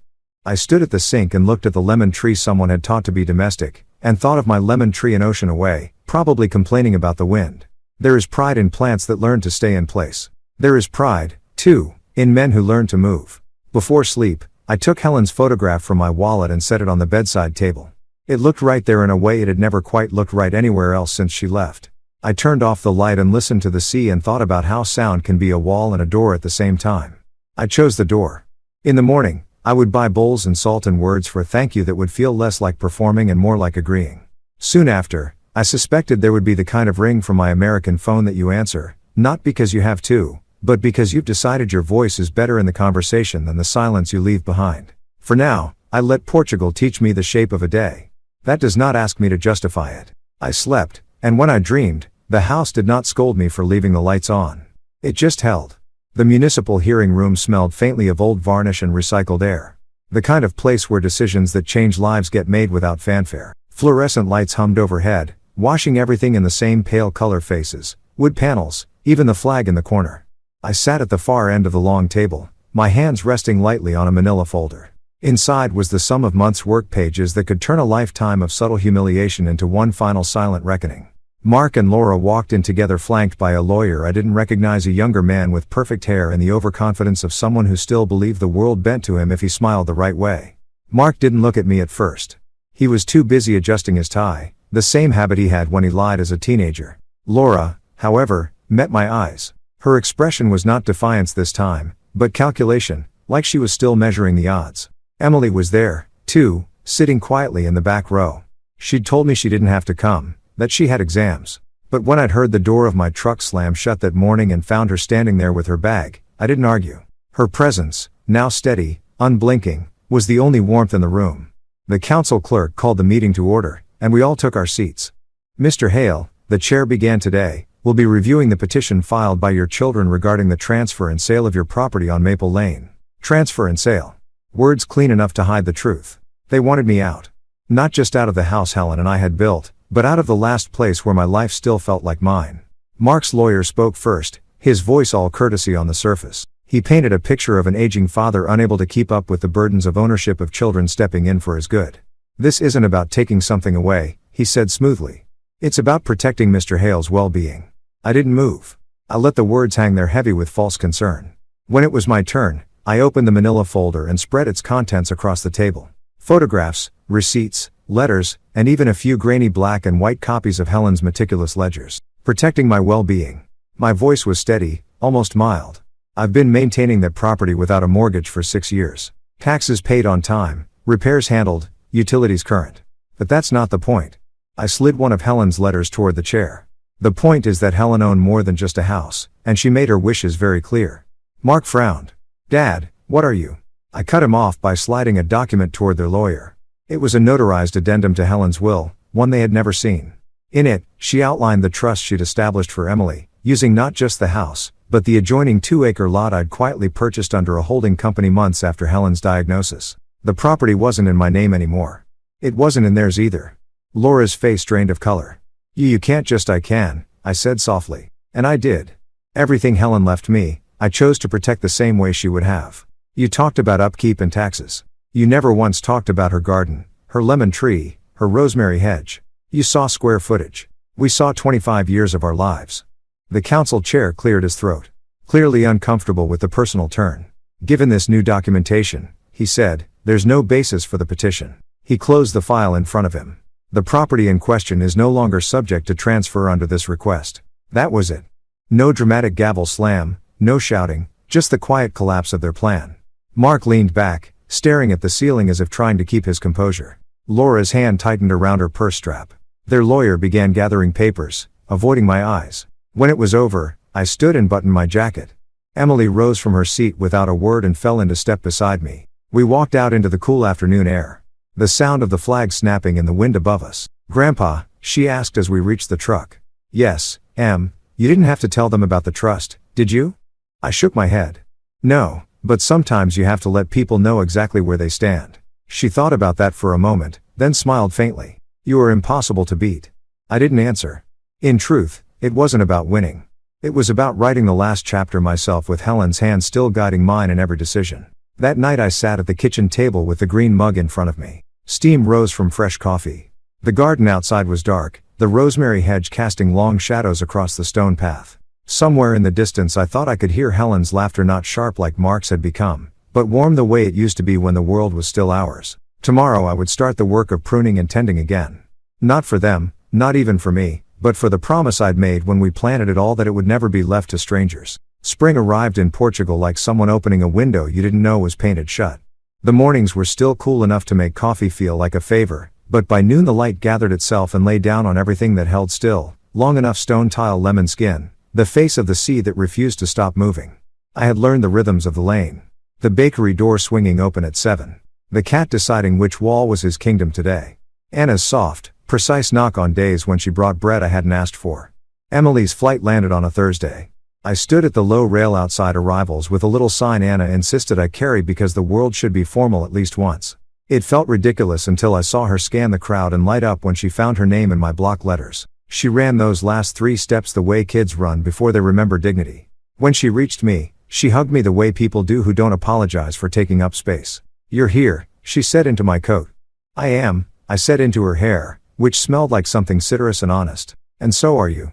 Anna waited in the short-term lot, engine off, elbow out the window like a person who trusted time to behave. "Bem-vinda menina," she said when Emily slid into the back seat. "Welcome," she reached her hand back like a queen knighting a citizen. Emily shook it as if she'd been born into this exact chair this exact hour. The drive from Faro felt like a long exhale. Emily watched everything the way I had on my first day, but with more delight and less suspicion, pointing sometimes and letting out the smallest, "Oh," when a ruin surprised her by still standing. Anna narrated like a patient aunt. "Bread there, best fish here. Pharmacia, don't worry, you don't need." The man with tomatoes who looks angry is not angry. He is concentrating. When we turned onto the lane with the stone walls, Emily pressed her forehead to the glass. "It's like a movie," she said, then corrected herself. "No, it's like what movies try to be." We stopped in front of the White House with blue shutters that still seemed to believe in itself. Emily stood looking at it for a few seconds before she spoke again. "Grandma knew," she whispered.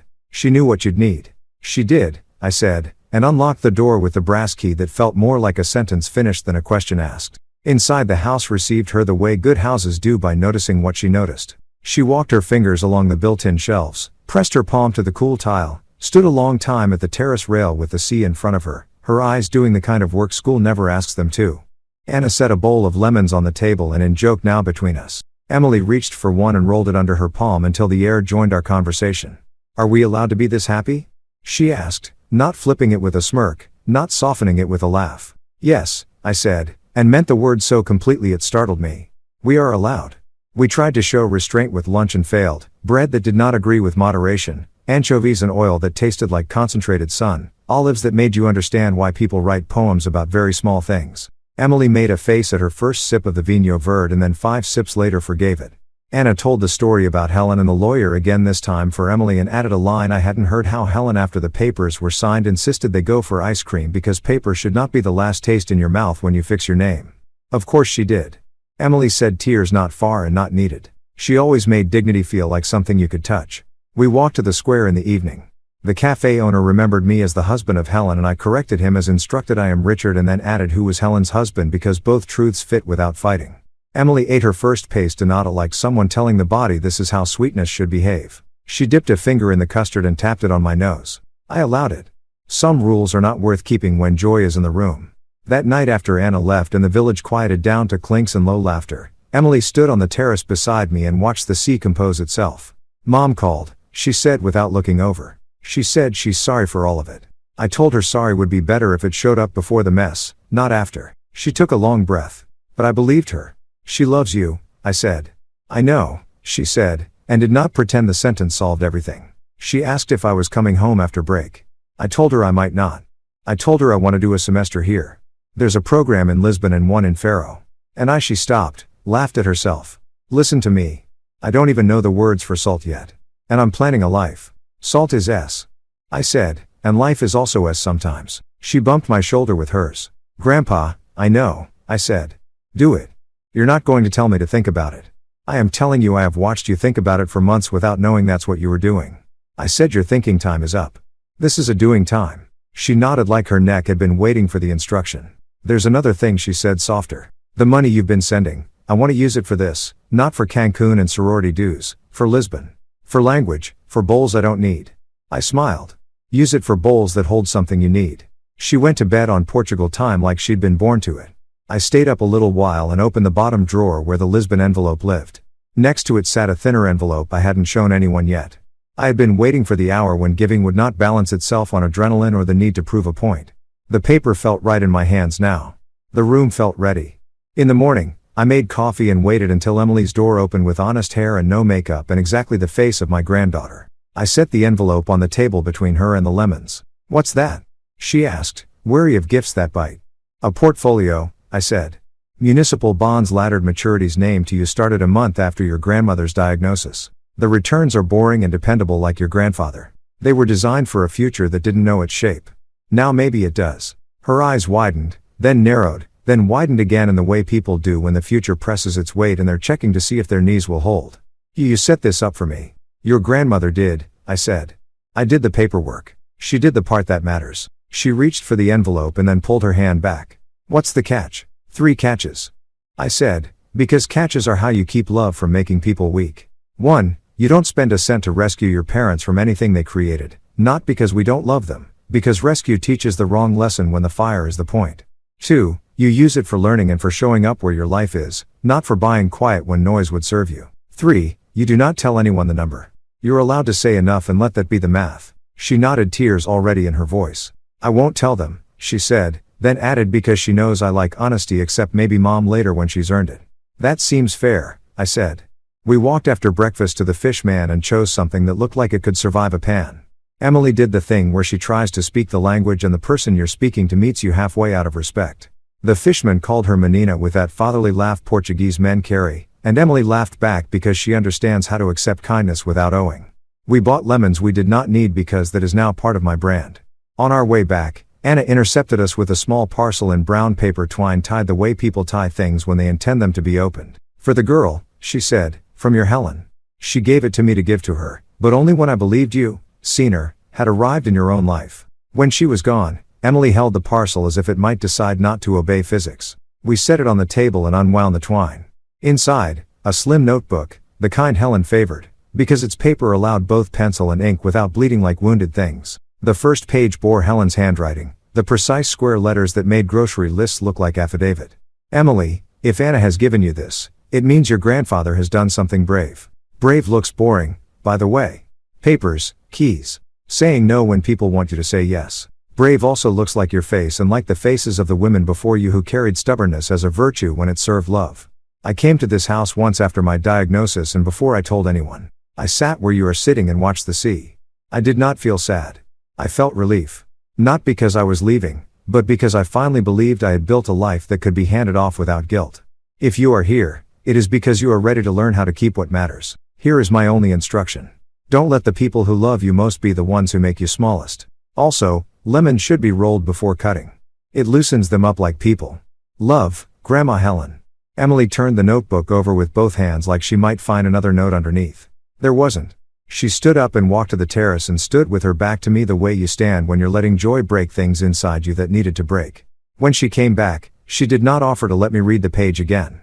She put the notebook in her backpack next to her passport. That felt right.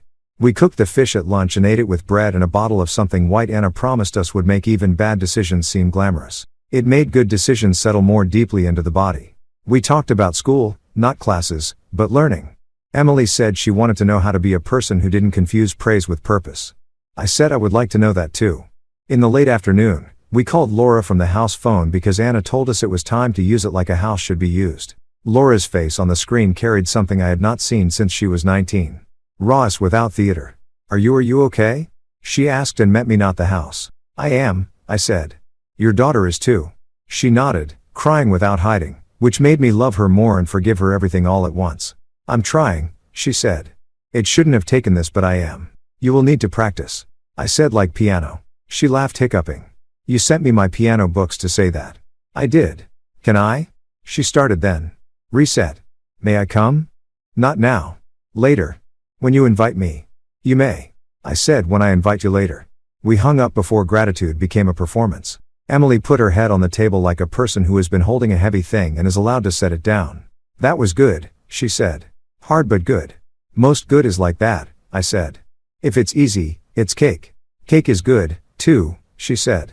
Because 20-year-olds are excellent at catching your seriousness and softening it on purpose. But pie is better. Pie is patience. I said pie is on Sundays. We did not call Mark. That was not punishment. That was the weather. On Sunday, I sent him a photo of a slice of lemon pie on a plate with a fork and wrote, "Pie next month. Sunday 2 o'clock. If you come to talk about square footage, you eat on the porch." He texted back a single letter K, which is the modern way to say, "I have heard you and dislike everything you represent." It's a start. The last tasks were mechanical. I spoke to Peter about making Portugal my primary residence and the American house a life estate with a conservation easement on the adjoining lot. Helen's garden preserved by law not by argument. Name. He asked for the easement language. I told him to call it the Helen Hale Garden Covenant, and he hummed the sound of a man who appreciates a label that will stand on a certificate without embarrassment. We went over beneficiary designations, health directives, and the small print that turns into large courtroom posters when his families forget how to be families. I signed with a hand that didn't shake. He sent me scans with stamps and we both let the paper be the power it is when used for something besides greed. Anna learned to knock once and then announce herself like the CA Anna. She brought bowls from the market. I didn't need that to make the soup taste like it belonged to us. Emily learned the shortcut to the square and the name of the fishman's dog and how to ask for a thing without apologizing for wanting it. She went back to the States for 3 weeks to file her leave of absence paperwork and returned with a carry-on and a look that said she had carried exactly the right amount of herself. This time Laura came to my American house once, left a small vase of flowers on the porch with a card that read, "I am practicing." Mark sent no flowers. He did start sending photographs on Sundays. Pie at different diners, pie at home, pie that looked like an effort. In the 3rd week, he attached a picture of his hand fixing a cabinet hinge. It was out of focus. It was perfect. One evening after dinner, Emily read from Helen's notebook, not the letter she kept that private. The back pages where Helen had listed small instructions she wrote as if she were whispering secrets to a granddaughter at a sleepover she had waited her whole life to host. Don't buy shoes that apologize for your life. If a man raises his voice to make a point, tell him his point is lonely. Plant rosemary where you can brush against it accidentally. It will remind you to use your hands. When you let someone love you, insist they learn the names of your grandparents. Emily closed the notebook and looked at me with Helen's eyes and her own. She knew me without knowing me. She said she paid attention. I said, paying attention is the kindest form of love I know. We sat quietly for a while, which is not the same thing as silence. Then Emily stood and went to the kitchen and came back with a lemon and a knife. She rolled the lemon under her palm the way the letter told her to. She cut and the air did what air does when you tell it a story. "I'm staying," she said, "a semester, maybe more. Not to run away, to run toward." Mom cried when I told her. She said she wanted to come visit and see what I see. I told her maybe later. Later is a good word. I said it's honest. It gives space for people to earn. "And Mark," she asked, "he will come for pie?"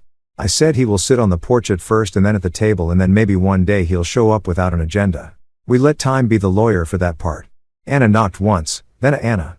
She came out to the terrace and set a small plate between us. 3 cookies dusted with sugar the way stars dust the edge of a clear night. "For dessert," she said, as if we'd done something to deserve sweets. "We have," Emily said, surprising me. "We told the truth." "Yes," Anna said. "And we did not turn the truth into theater. This is better." We ate the cookies without making the rules of cookies bigger than they needed to be. After Emily yawned into the back of her hand with the same grace she yawned when she was 5 in my back seat on the way home from fireworks, she kissed my cheek and went to bed. Anna stayed. We watched the last of the light go. The sea go dark in patches like a dog settling. "I am thinking," Anna said finally, "that you are no longer a man arriving. You are a man who has arrived." "I think that's right." I said, "It feels less like landing and more like setting something heavy down." She nodded. "Tomorrow we will go to Lula." She said, "We will buy a bowl you don't need." "I need bowls that hold," I said, and she smiled as if she had placed a sentence exactly where it belonged. Before sleep I wrote 3 letters by hand. The first to Peter with instructions to file the garden covenant and to thank him for being the kind of man who keeps paper from hurting people. The second was to Joyce next door in America, thanking her for watering the basil and for the way she asked after me without making my answers a test. The third to Helen, not because I believe in addresses that the post office doesn't recognize, because writing to her makes me pay attention to the shape of my words. I told her Emily had rolled a lemon without prompting. I told her Laura had used the word practice and meant it. I told her Mark had sent me a picture of a hinge he fixed all by himself and how it made me prouder than any big check he ever waved. I told her I had learned to be bored by the right things and excited by others and that this is what wisdom sounds like. I signed my name, not our name, and did not feel disloyal.